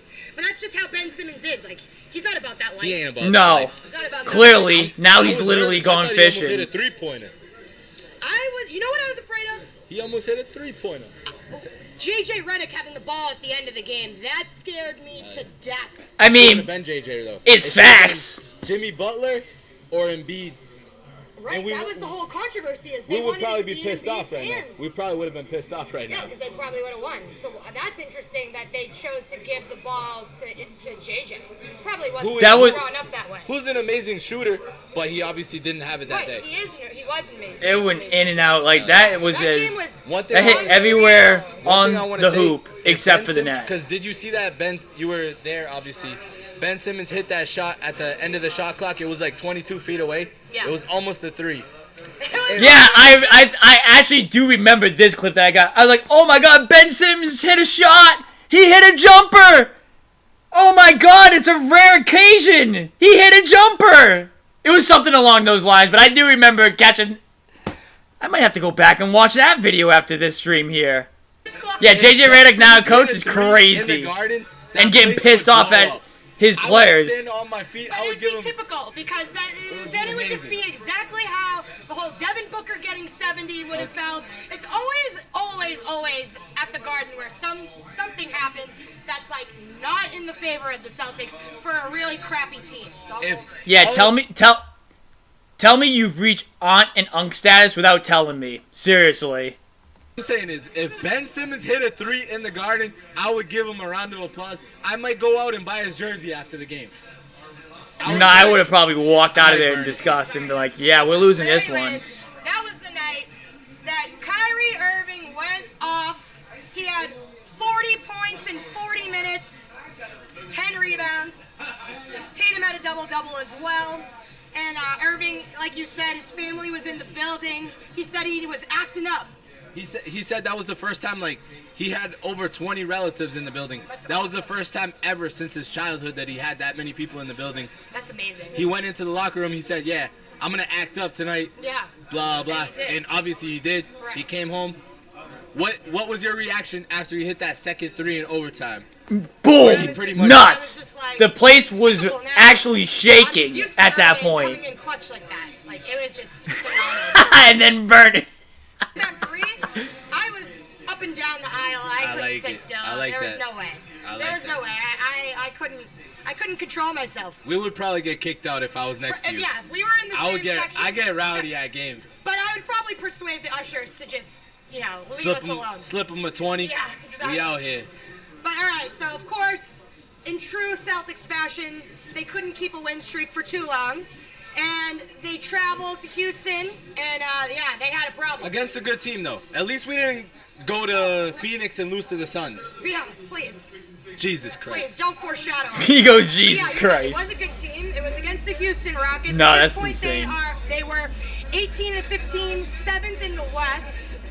And James Harden was questionable at the beginning of the game. And so listen, here's what I want to talk about injuries, okay? Or about effort. No, I guess effort would be more of what I'm going for is Harden was listed as questionable, and Mike D'Antoni was asked before the game, Oh my god, Mike D'Antoni. oh, how's James Harden doing? Is he going to play tonight? And he was said, yeah, he's going to play. And the reporter said, oh, you talked to him? Like, how does he feel? And he goes, no, I didn't talk to him. It's James Harden. He doesn't miss games. Like, he will be playing. There's no question. And that's the type of attitude that I really respect and admire. If it's I'll clarify. If it is just an irritation or a small injury or something that isn't major that you can play through. You know what I'm saying? Like how Michael Jordan played through having a fever or whatever. If you can play through it, play through it. That's just the type of guy that Harden is. And the fact that the coach was like, I don't need to tell him. I don't need to talk to him. He's playing. There's no question. And then he comes and drops 45 on us. He drops 45 points. 9 Didn't even three-pointers. score in the second quarter. 9 3-pointers. He was 0 for 11 in the second quarter. I feel like something about every time a team plays the Celtics, they play like the best game of their That's life. what I'm saying. Why? It's annoying. It's I'm so upset. annoying. But you know what? Yeah, That speaks to the the dude eats caliber of Twinkies for lunch and championship dinner team. We have too. 17 I mean, I'm not really a players. big We bring Harden out guy the either. best in other teams. I just wish that the Celtics can be brought out the best in them on their own home court and realize the magic of the Garden. Because clearly other teams get that. Harden putting up 45 points in 38 minutes of play, didn't score in the second quarter at all, 0 for 11, but you still get 45 points? That's unreal. What sucks to me is like the Celtics have not won anything. We have not won anything. Right. But we have a target on our head. Like the Golden State Warriors have a target on their head. They're the back-to-back Rightfully so. champions, Right. blah blah. Celtics do not have that banner in the air, whatever, but we still have that target. So these scrub teams, these tanking teams even are playing up They to us. play and like on an all-star level. it gets me mad. But are they playing at an all-star level, or do the Celtics Yeah, just seriously, Justin. literally mimic their style of play? Like, do they just play down to the scrubs? It's very It's like, possible. Yeah. it's like a mixture of both, I feel like. I feel like these teams, like the Suns, the Magic, the Nets, the Knicks, trash teams all around. We did lose to. I'm Knicks. pretty sure the Suns Knicks, and the Knicks are like two of the bottom 3 teams in the league. We- Hawks. No, we won against the Hawks, Yeah, but we beat but the Hawks. they're Trash. on my list for bottom teams too, and it's just like, come on. But anyways, Harden had help. Harden actually had help this game, and that's Clint why Capella. they won. What do you think about Clint Capella's hair? I hate it. When Schroeder cut it off, I was like, yes, I won't see any blonde random square on someone's head. Now all of a sudden, Clint Capella stole Schroeder's hairstyle. Damn, that was a and then long like, time ago. Why? Like For what reason? I was just wondering, like, do Well, girls like Yabusele did the same thing, but it's his whole head, so I don't know what the But deal it's his is with whole them head. and their hair. Nah, that's Moving on, insane. With the dude from the Magic that does I can't. Whatever. Oh, I can't. he got rid of I that. can't, thank God, because it was like he had his own baseball hat as he was playing, and I didn't understand that. Yeah, But anyways, Clint Capella, 24 points. Gordon, 20 points. We always have trouble with Eric Gordon. Rivers and Green off the bench both had 10 points. Disgusting. That buzzer That beater is by gross. Rivers, It's like, disgusting. It's Rivers, like what? disgusting. Why is he in the I NBA? hate him. Why is he in the NBA? Because of his dad. Oh, okay. Because of his dad, and his dad didn't even want him. His dad shipped him off from the Clippers. I like it. But whatever, I guess he found his way on the Rockets and is doing decent. But let's talk about this game. It was super random that, first of all, now Chris Paul along with Boogie Cousins both have technical fouls, not even being in the game. So now apparently injured players on the bench are just now gonna say whatever they want and grab technical fouls. Just so Hey, Draymond. And then on What? top of that, Does that make his plus minus? I mean, go he's down? not a Chris bench Paul was player, a but like minus he one last night? definitely oh, I don't know anything Should about be. I'm just joking. But I'm sure it did not help, or maybe it did. I have no idea. But yeah, he got a technical foul. Couldn't tell you why that happened. He was chirping. They said no. And then Mike D'Antoni, boom, technical foul, back to back. And then you want to discuss this technical foul that you don't like? So Clint Capella dunked, like, very good play, whatever. He hung on the rim for like an extra second. He swung on it. Like, do you think that he deserved a technical foul for that? no. The only reason why they gave him that technical foul was to send a message, because they just had back-to-back technical fouls from a player that's not even playing in the game and the coach. So I think they were trying to say, listen, you're not going to run this game. I'm the ref. I run this game. You think you're going to hang on the rim and be disrespectful? Boom, here's another tech. Like, there's That a lot. was my thought. There's a lot of people that are on both sides. Me, I feel like I want to see NBA players flex on people like Jaylen Brown the other night. Even though they were down 15 points. Yeah, we were good. Well, the reason why I don't like that it's a technical is because of injury. Sometimes if you go for a dunk and you hang on the rim, sometimes you have to hang on so you can land properly the right way.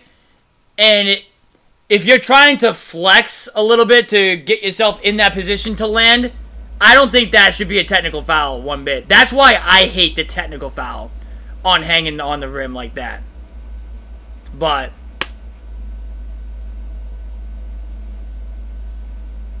there needs to be a little bit more leeway on that.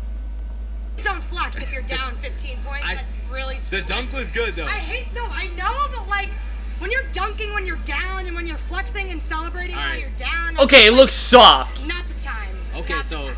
have you ever heard of I don't think it should be a technical, but video you definitely editors? look weak. I'm gonna edit that video and I'm gonna edit the box score so the Celtics were winning in that game. Because Yeah. the dunk was amazing. That's why I hate that it's a technical foul. Down 15 plus points. I don't think he should have got a tech for that. I don't think he should have got a tech for that. Because every time I see that technical foul called, immediately I think to my head, ref, what do you want him to do, land on his back? Like, give him that extra second so he can position himself to land so he doesn't hurt himself. So now we're on Yeah. opposite sides. So Wait, but you you thought he should have got a tech? yes, Why? because you flexed on somebody. But you were just saying that shouldn't they be able to celebrate if they do something just like in Celebrate the NFL? moderately. Right. Like Clint Capella, he did not celebrate. He has stupid hair, but he didn't celebrate. Give him a technical for his hair. That's exactly what they did. They were like, That- you know what? that's what It's it was. because of your hair. That's why Holy you got the shit, that's technical funny. foul. That's exactly what it was. Either way, Jaylen Brown deserved the tech. Clint Capella, innocent. All right. Nah, I like He the needs to flex change like his this too, hairstyles. though. Yeah, and then Marcus Morris got a tech. I'm not even sure why. Did he say something? It was off camera, or I So- was clipping the game, so I didn't see what Okay. happened. So Right. Marcus Morris, he Right. got his first technical for like some stupid reason. It wasn't even about like a play that happened. But then his second one, one of his really good friends that he played with in Phoenix, PJ Tucker, he definitely flopped on him, and Morris got mad. Like it was a clear flop, and PJ Listen, Tucker will don't admit mess it, with it Marcus was a Morris flop. Senior. And Marcus Morris got the technical. Like, that 'cause he was dude's an arguing. He animal, was like, bro. "What did I do?" And yeah, like he got the tech, he got thrown out. That does not help your team. No. However, I did like how Al Horford, he got the band together after Morris got taken out, and the game was over at that point anyways. Yeah. But it was a veteran move by Horford. Just get the band together, like. Well, the thing is, and the pattern that I see with the Celtics is they like to come back from like a deficit. Hell, That was same the, thing that as was last the year. moral of exactly Oh my last God. year. They had like the record. They were like in the record books from literally being down 23 points, 20 points, coming back and winning games. Today- So we saw that at the Rockets. They were down 17, came back, but then they just couldn't keep it. Today is the 1 year anniversary from last year when we were down 26 to the Rockets. Right. When there you go. Marcus Smart did. So Oh, that was such a good game. I like it. not one, but I. So, funny enough,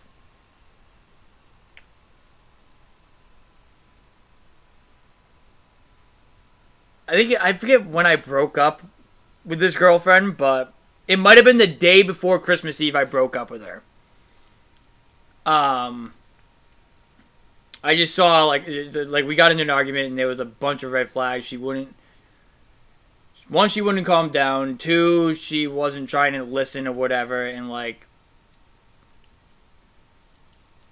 I was just like, no, I can't do this. Like if you're not gonna listen to me, like if you're not gonna at least listen and hear me out this early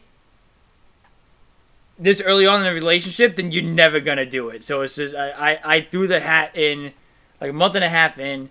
Actually, both you, Steph, and Bree, you both know this. I should say you both know this person, but you both know I'm talking about here if I told you the name. I'm not gonna say it on air, but few days later,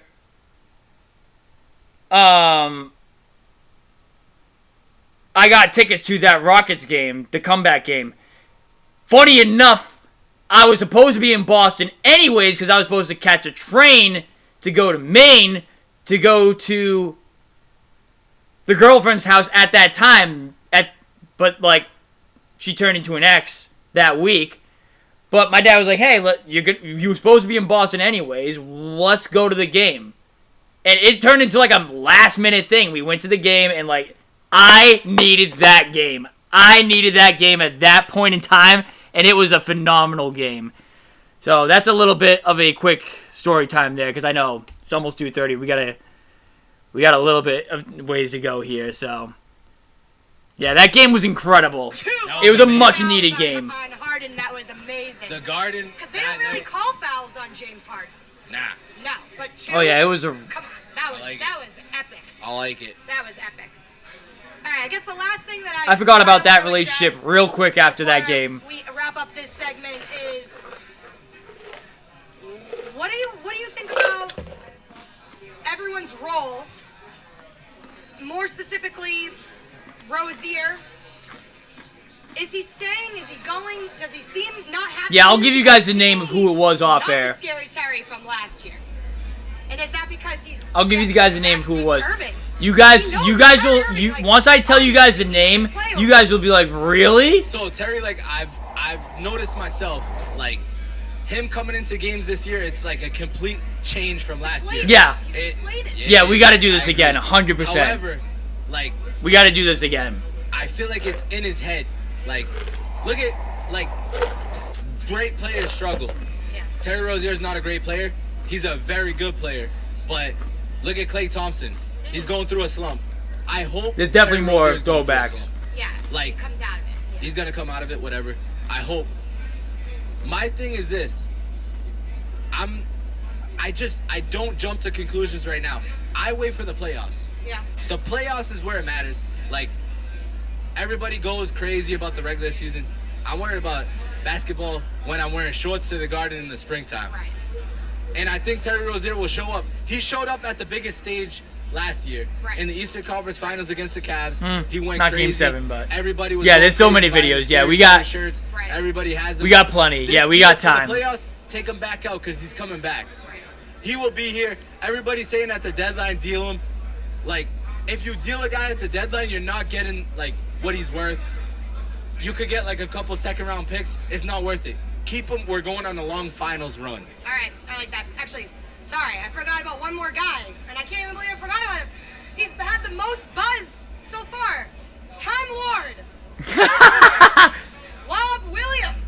Rob Robert- Williams the third. Time Lord Williams, I'm sorry. genius. He had first of all, I had a bad taste in my mouth at the beginning because he didn't show up to a conference. He missed. He was late, and that's why he's called Time Lord. But they spun it, so now that they're saying that the reason why he's called Time Lord is because he stops time with the plays that he makes. And I think that's pretty slick. That's genius. But didn't like him at first. I felt like he wasn't all there. The effort wasn't there, and I was wrong. We grabbed another great rookie pick. 75% of his shots are dunks. He in the last. Hold on, I wrote it down. In the last 5 games that he played, mind you, he maybe gets 10 minutes a game, if he's lucky. 9 blocks in the past 5 games. That's insane. For a rookie, that's insane. I have something funny to add to the Time Lord nickname. Tell me. So early in the season, it was before the season started. Actually, maybe like 3 games into the season, we had this like day set. We were gonna take Robert Williams onto the duck boats in Boston and like show him around the city. Oh, that's nice. We were supposed to be there at 1 o'clock. I see where this story's going. Guess what time he showed up? Probably didn't, but if he did, I'm assuming 3 o'clock. 3:30. Yeah.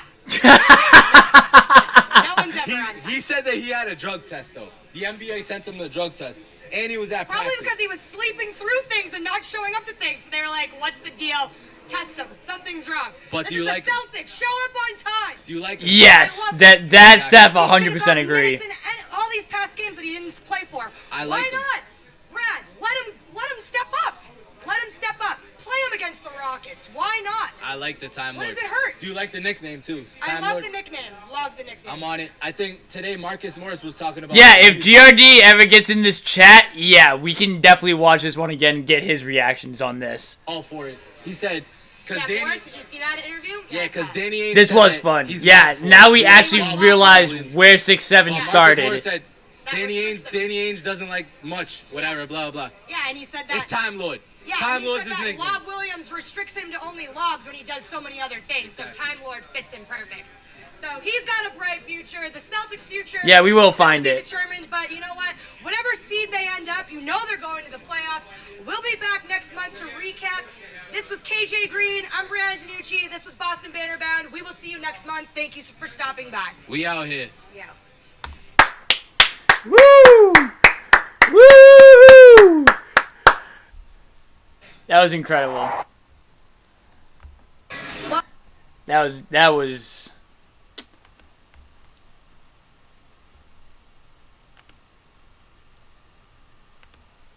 You know what's funny though? I did pitch the idea to Bree. I forget how long ago it was. I did pitch the idea to Bree about reacting to old videos of hers on here. So definitely went out a lot better than I planned it. But good thing we got plenty more for the future.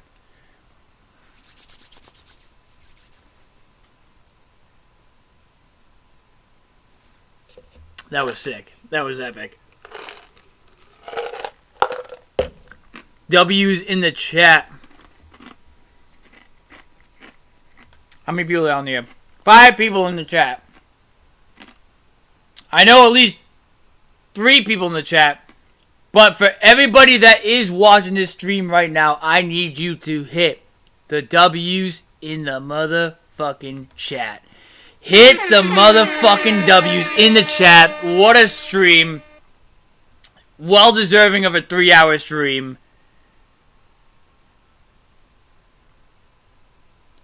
Yeah, it was definitely fun. We're definitely doing it again. Yes. And I gotta hit the I gotta go to bed. It is 2:30. And yeah, that was incredible. So we're calling it a stream here. Appreciate you as always, Bree. Appreciate you for uploading the bangers.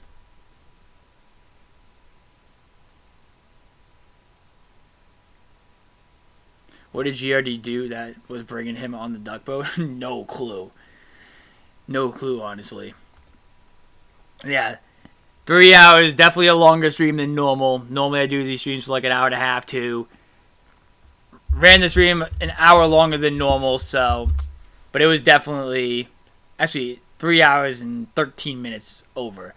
So, definitely a good stream here. Calling it wraps there. And I got a clip that go edit up, too. I might not do that tonight. But I'll definitely screen record it tonight, that's for sure. And honestly, if it's a decent length of a clip, then I will post it. But that's going to do it for the stream here. We're calling it a night. Leave a like, subscribe if you are new to this channel here. 4 people in the stream. Yeah. There were a ton of people that did tune into this stream tonight. And if you guys stayed until the very end of this stream, then you guys are a real one. 100% a real one. And you guys got some good laughs. You guys got some OG videos from Bree on the stream here. So if you guys stayed till the very end. So if you did, you guys got yourselves a treat tonight. So that's going to do it for this one here. I'm out. I have a day of recording tomorrow, and I actually have to type up an article too, so that I have already started, so be on the lookout for that. So that's going to do it. Thank you guys for watching this stream here. It's been your boy Jesse, and we'll see ya in the next one. Good night, guys. Peace out, and as always, let's go C's. Good night, everybody. What a stream that was.